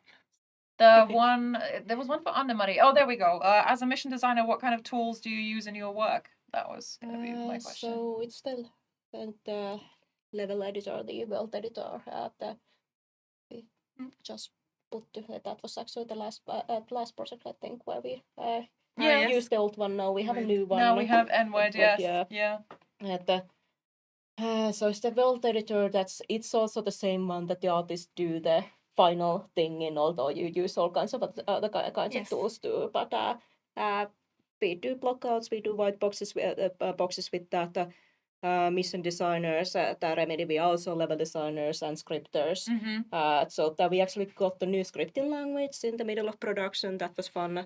Was that fun? Yeah, we used to have this like a baby's first scripting language, the easiest scripting language in the world, and then we now switched into Lua, which is an actual programming language, and that was a bit of a learning curve for Yeah, pretty much the whole team. both tool-wise and just like how do we utilize it, and like basically because you have a lot more freedom to do stuff, so that means you have a lot more freedom to break stuff. Yes. That's basically what it resulted in. So, trying to come with standardized ways of doing things. Also, like nothing was exposed to Lua to begin with, so we had to work with gameplay programmers to expose all the stuff that we needed. So yeah, and that's the part where you start implementing stuff. Of course, before that we do planning, which in Big Fish we just pretty much wrote things in Word documents. That's fair. We did do some paper design, do like pictures and stuff, but most of the time we actually prefer to just build something very rough, fast in the world editor and take a screenshot of that and try to build something in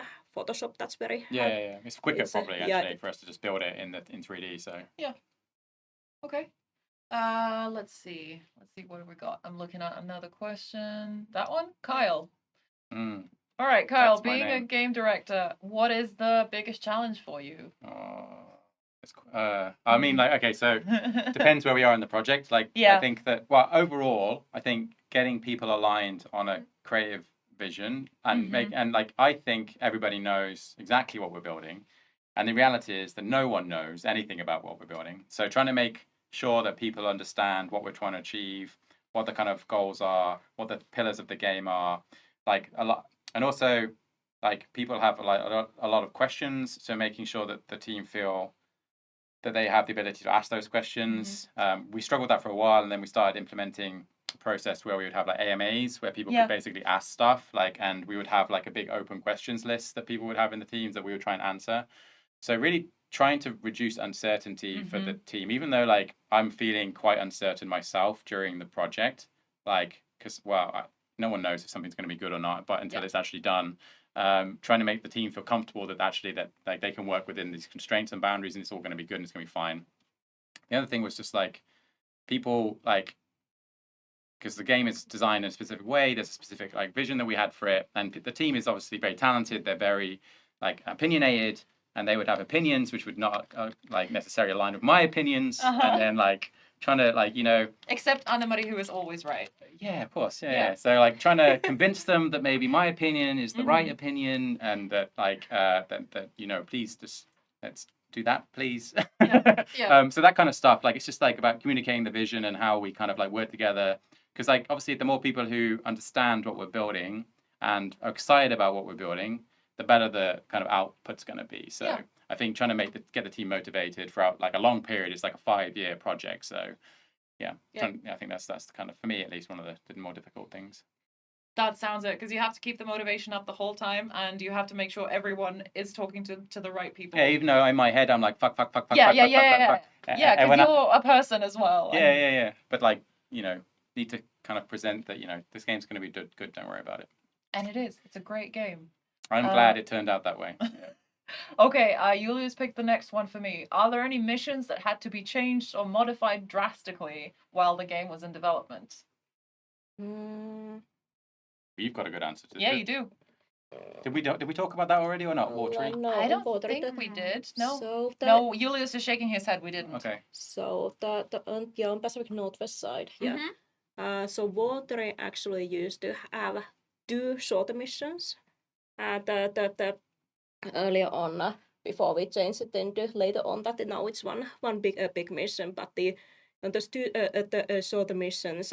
In the first one, you found the trailer as you do in the game, but in the other one was quite different. That used to have actually Saga and Wake both infiltrating the coffee vault and the cultist hideout. Okay. We had this thing where you were playing those, like you were playing a section of Wake, then a section of Saga. Wake was in the coffee vault. Saga was in the cultist hideout. Okay. And it was very convoluted. These bases would have to have been huge, and somehow both at the end of this, they would end up at the same time in the room where the clicker is being held. Right. And that's when the Wake would reveal himself to be Scratch and attack. And this would have regard. You remember this this ridiculous huge complex tunnels underneath the coffee world. Tunnels on the coffee vault. Okay. Yeah, and we were like we were like, okay, this is a bit weird, but they have this at Disneyland. Maybe this is like Ilmo's ambition that one day Coffee World is exactly like Disneyland. Yeah, He's just preparing for it in advance. That's why. Build the tunnel before building the park. Yeah, we did actually have like those white boxed out, We and tried we were, them out, yeah. we were like, oh, this feels very strange. Yeah. And that was not the only problem. There was also the fact that as Wake, you couldn't do any of Saga's side content. Things get very strange. You couldn't have Wake's actual gameplay verbs from the Dark Place, so he couldn't do as many things as Saga could. We were also trying to set up the Scratch stuff during that mission. Yeah. Like where we would we yeah. would foreshadow that the Scratch reveal as part of that mission, you remember? And there'd be elements of Scratch appearing, and you'd be like, wait, is that Wake? Or we were trying to figure out how we could kind of set up the Scratch stuff. Yeah, somehow it was really, really convoluted. You have these sections where you play the Saga and then you see your Shadow or Scratch, and somehow this happens at the same time as Wake has conveniently fainted. Yeah. Oh, I see. Okay. And, what was the point where you were but that kind of carried over into Return 4 though, where we do have Wake kind of pass out. So it's funny because we through the course of the night we have loads of different ideas. We throw some of them away. But there's often key bits of those ideas that we're like, oh, that could work, and we just move it somewhere else, or we reuse it for something else. So yeah. Yeah, I was gonna say, what was the point where you're like, okay, this is really not working. Let's go back to the drawing board. Do you remember what that point was? Was it the tunnel?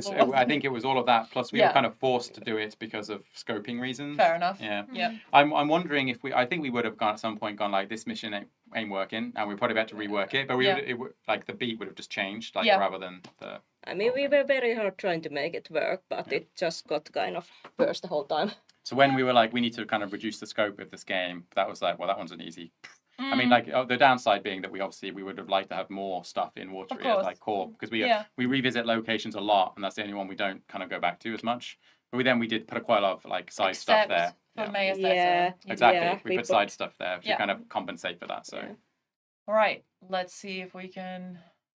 Are you pointing that one out to me, Julius? Okay. Did you take inspiration from any specific games when designing the levels? There are quite a few. Well, Resident Evil is super obvious one.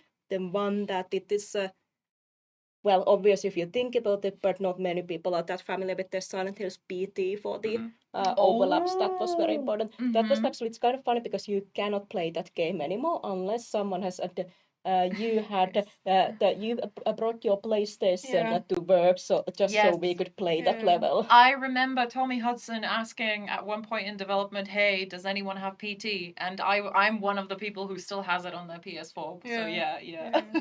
Yeah, so we were like, please bring it because we Yeah. need to play it. Yeah. Also, Evil Within, like the idea of like the environment changing around you, like off camera. We kind of like they did a lot of that stuff as well. So Shout out to the Evil Within. Those games were amazing, honestly. yeah. Let's see. Do we have something from YouTube? Are there any? No. Yes. Are there any pop culture references that players missed? Also, the TV will be turned off in 5 minutes. Yes. It said the TV will be turned off in 5 minutes. I think it's gone now. Maybe It's gone now. Maybe it's going to be okay. I think we're okay. Yeah. Well, it's just a message. It's going to turn off in 5 minutes. No, I think the message stays on screen until. Well, we'll find out in 5 Well, minutes. I guess we'll see. Yeah. What was the question, sir? Any pop culture references that players missed? Did they miss them? I don't know. I don't know if what players actually kind of got. I mean, we've talked a lot about pop culture references when we talk to people. Obviously, True Detective for its kind of buddy cop, like, and slow burn storytelling. Yeah. 7 in terms of like how to use the weather to tell, like, to make the player feel Yes. like oppressed. Like Fargo. Yeah, Fargo, super like small, quirky town in Mhm. America. Then obviously Twin Peaks, which is kind of a big Yeah. reference from the first game. Hereditary and Midsummer and The Witch and The Lighthouse. A24, modern horror storytelling. Like I've talked about this before, but we kind of think about horror on the moment to moment level that Anna Marie was talking about, where we create these kind of horror treatments. Mhm. But then also that's like one style, like how do we scare the player in the moment.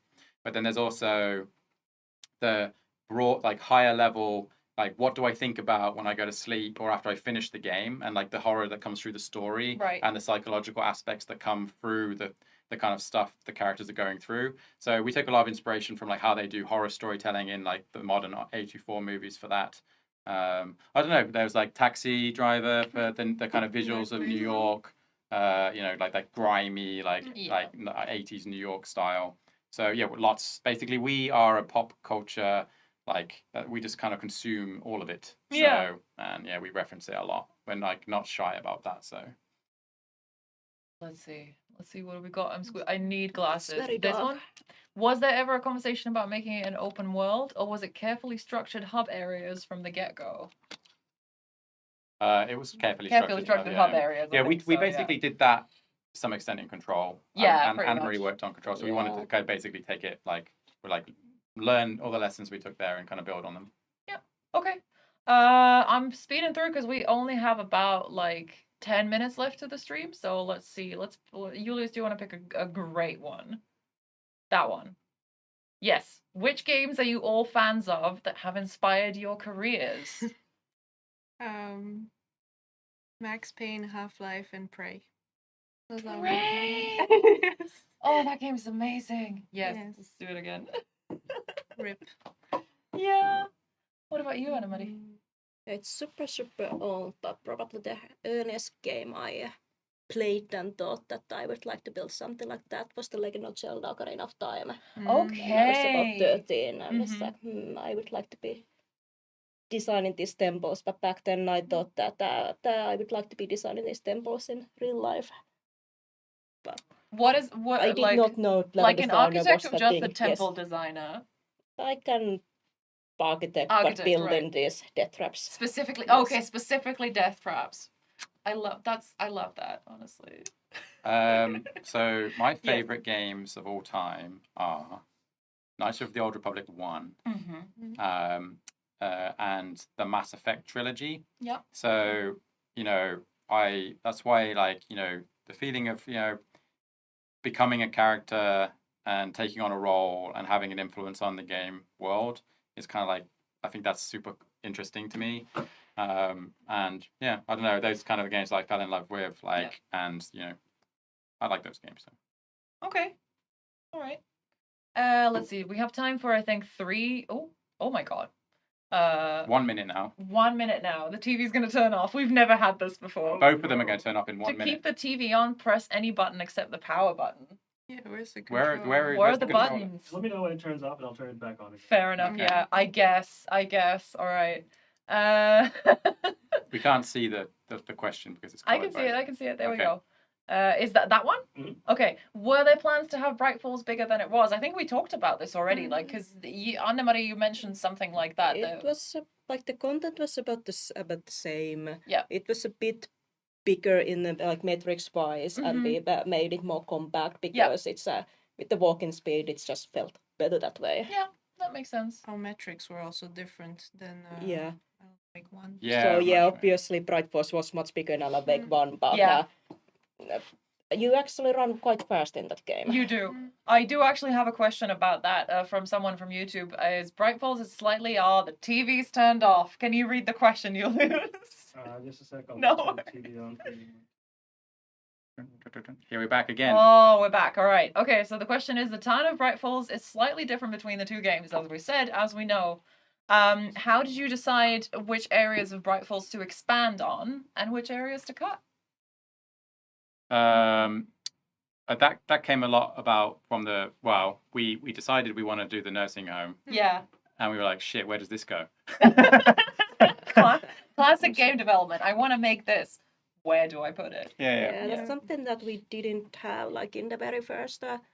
Like there was the Coldra Lake Forest in the first story treatments, but something that we didn't have, that there was those traversals in the forests.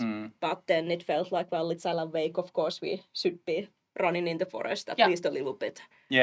So that's we added some forest in between, like the nursing home. I think it used to be in the town at some point, or at least we talked about putting it actually inside the town, but then we just put it on the other side of the forest. So just so you have a reason to go into the forest and do we wanted more there. forest, basically, wherever we could get it. So, like, as we mentioned, Watery has its own type, and then Cauldron Lake has its own type, and then Bright Falls has its own type. But every hub had a forest of some kind that we would, because it's important for the brand and IP. So Terrifying Beauty, Primordial Forest. Exactly. Yeah, I remember. And where's what to keep from the first game? Well, some spaces were just more iconic than others, like the old dear diner and the police station. Yeah. What are your personal favorite moments from Alan Wake 2 that are not the musical? That's a good question. I mean, does anyone else have an answer already? I think Lynn had one already, because you said Ahti singing in the Swarmy Hall. Yeah. I mean, that is a good one. I really do like that one. Why is that one your favorite? Or is that one your favorite? Am I jumping the gun? it is one of my favorites. There's like so many like little areas also that I like, but that one I think it's just it's just seeing Ahti on stage singing karaoke. I mean, not karaoke, but singing. Like, it was like so nice. Now that you mentioned the Suomi Hall, I'm also thinking of Mayor Setter. Yeah. And you get to pet him. And that was kind of like, I didn't believe that day would come before he was there. Yeah, we were like, we should cut petting the dog. I was like, we are not cutting petting the dog. There's no way. It's like, I want to be on that website. Can you pet the dog? And it's going to be on there. I got an email. Thank God, because like before release, I got an email from the can you pet the dog people? Yeah. And they were like, hey, Maya Seta, and thank God we didn't cut that. Exactly, Oh my goodness. And I think one of my favorites is the saga in in the dark place, where she's trying to figure everything out, like the kind of the stories that she's gone through and like everything that we set up to that point, like and how we kind of represent her thought process and her anxiety about everything. I think that was a really nice moment too. So yeah, I think that was really powerful. Were there any environmental secrets you were worried players wouldn't find, or something that players still haven't found? I mean, how much pizza did Naza put in? Did he? I guess he must have put quite a lot of pizza references in there. Well, we had pineapple pizza, but then he changed it. Oh yeah. So for context, Nazareno is our principal environment artist, and he's Italian and has very strong opinions about pizza to the point where it's a massive. He mentioned it every single day. I've sat with him in the same room for years, and he mentions pizza every single day. Oh my God, that sounds speaking. Trauma. That sounds exhausting. Okay, so pizza. I don't think. Did we add any? I mean, you guys built the environments. I don't think I know of anything.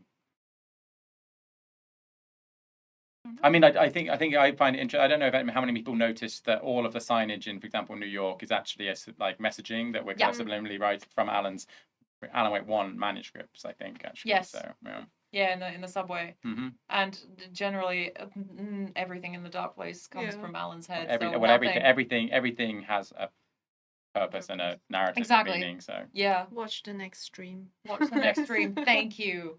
All right. Ooh.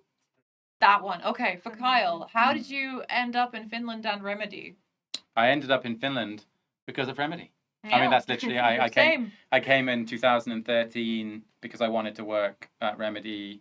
At the time, when I first interviewed, they hadn't announced Quantum Break, and then I had a second interview where they just announced it at the kind of Xbox One showcase, and like luckily.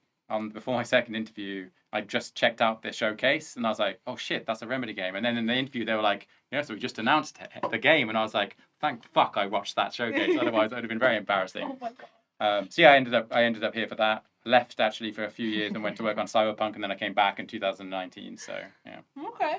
All right. Let's see. Are you for or against pineapple on pizza? This is incredibly important to me, says someone in chat. I mean, I like it. Okay. But that's just me. I have no strong opinion on this.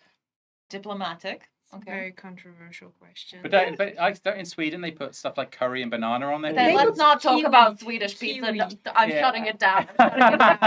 We're not talking about Swedish pizza. No. Yeah. I am for pineapple on pizza, honestly. I think it's a good balance. Me too. Yeah. Julius as well? I'll say against, just for Natsa. Okay. Because I know he would like... Natsa would murder all of you. That's fine. I'm ready to die. He also uses, when he's trying to be mean to people, he uses the kotipizza emoji on Slack, which is like this Finnish pizza chain, which is not very good. Yeah. No, it's overpriced. There's some tourism tips here. Don't go to Cotti Pizza, apparently. Yeah. Not sponsored. All right, Julius, do you want to pick a question to sign us out? Or... I think that was it. That was it? I think that was it. All right. Well, thank you so much. You've all been absolute champions. Kyle, thank you for the co-hosting. No worries. Chat, we are going to say goodbye soon. But first, some housekeeping. So if you like the chat, you can come and join us on Discord. We are there all the time. The community is really lovely. Come in, have a chat, come see what we're up to. Let's see, you can follow us on all of the socials, Twitter, Facebook, Instagram, and so on and so forth. The next stream is going to happen in 2 weeks' time. Same channel, same time. We are going to be talking about the Dark Place with level designers and environment artists, and it's going to be amazing. And I've probably forgotten stuff. I think that's everything. I think now we're gonna see if there's anyone to raid. If there's no one playing Alan Wake 2, let's see if there's someone playing the original Alan Wake, and then we'll give him fun times. ! Raid message in the chat for Twitch to know what the raid message is. There you go. We're just picking some stuff. What? Yes? With the Valentine's Day trailer, so we can do the sign-off stuff. Yeah. I didn't understand what you were trying to tell me. We're gonna end with the Valentine's Day trailer, yeah, and then we can do the raid during that. That sounds good. Okay, yes. Sounds great. All right, well, thank you once again, everyone, for tuning in. Thank you for all your questions. Thank you, Lynn. Thank you, Anne-Marie. Thank you, Kyle. Thank you, Julius. Thank you to this energy drink that I've been drinking. And yeah, catch you again, hopefully in 2 weeks' time. Thank you. Thank you. Bye.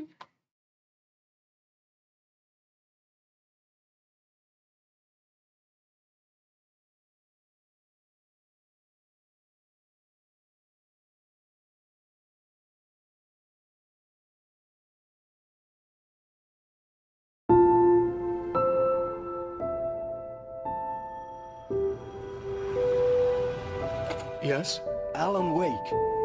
This is Tom Zane. So Alan Wake 2 is a psychological survival horror game, and the player takes on the role of 2 different hero characters, the titular character, Alan Wake, and a new character, Saga Anderson. Saga was trapped in a horror story. The horror story wanted her dead. I'm so glad this is being recorded. There you go. How did the shoot go today? Awesome. It's wonderful to have this rolling. It's been a long time coming. How long have you waited for this to start now? I don't know. Too long. We waited for 100 years. Yeah. Like in the dark place, time loses its meaning.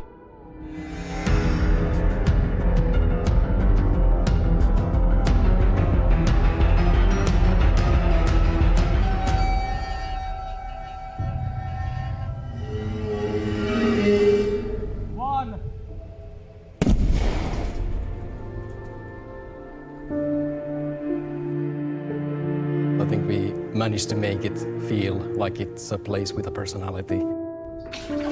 It's not like a rule book for a playbook for like, okay, this is how you make horror.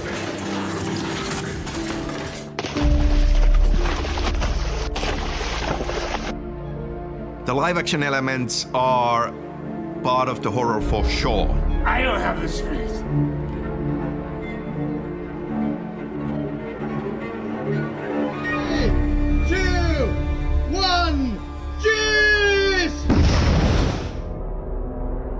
In horror stories, we only have victims and monsters. It's not so much about the body horror, it's the everyday weird. Things that look just perfectly fine, and then a twist comes and you're like, okay, what's going on here? The morning of the Game Awards, it's happening today. Starts with brushing your teeth. I've been working on games at Remedy something like 26 years. It's been a long, long journey. This by far feels like the biggest announcement. But at the same time, yeah.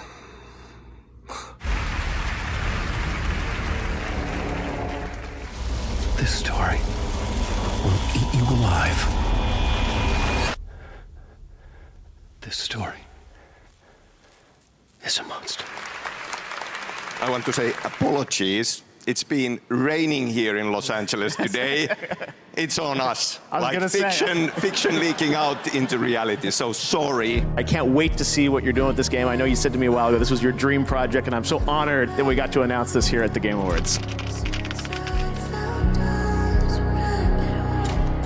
And I think if a good horror manages to give you that feeling, they've really captured something elusive and almost intangible and traumatize the audience in a really, really good way. Monsters wear many faces, tagline for Alan Wake 2.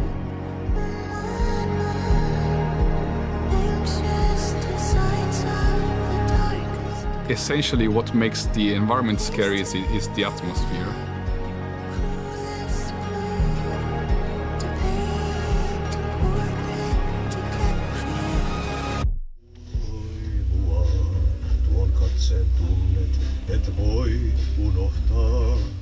The only rule that we had was the lyrics need to be about the story.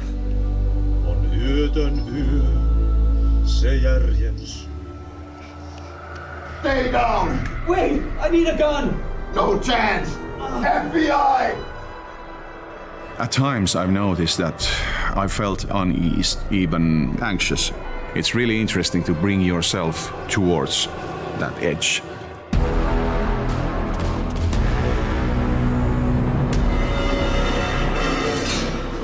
Voi perseen suti.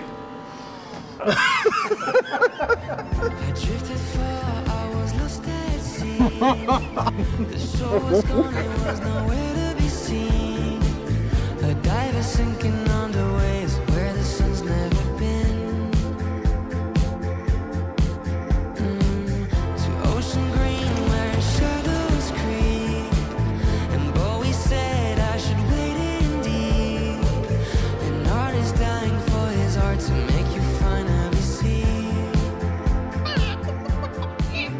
Got the case board. Yeah, that's quite a conspiracy you've uncovered. We will get a choreographer to do the moves.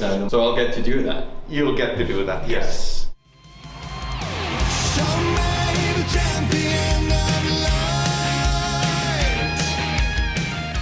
the winner is Alan Wake 2.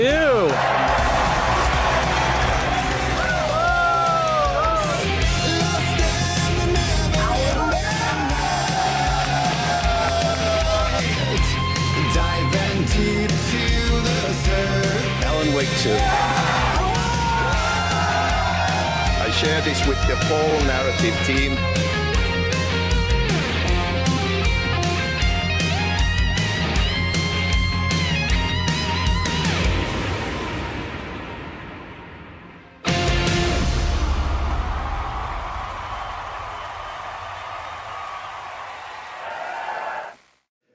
Direction is nothing without a team to actually build it. And huge thanks to Remedy team for joining us on this venture, wanting to believe in it and build it. You know, we can pull into different directions and nothing comes out of it. But when more than 100 people believe in the same vision and build something out of it, we can make miracles, we can make art, and we can be more than the sum of our parts. Our world today could use a bit more of that.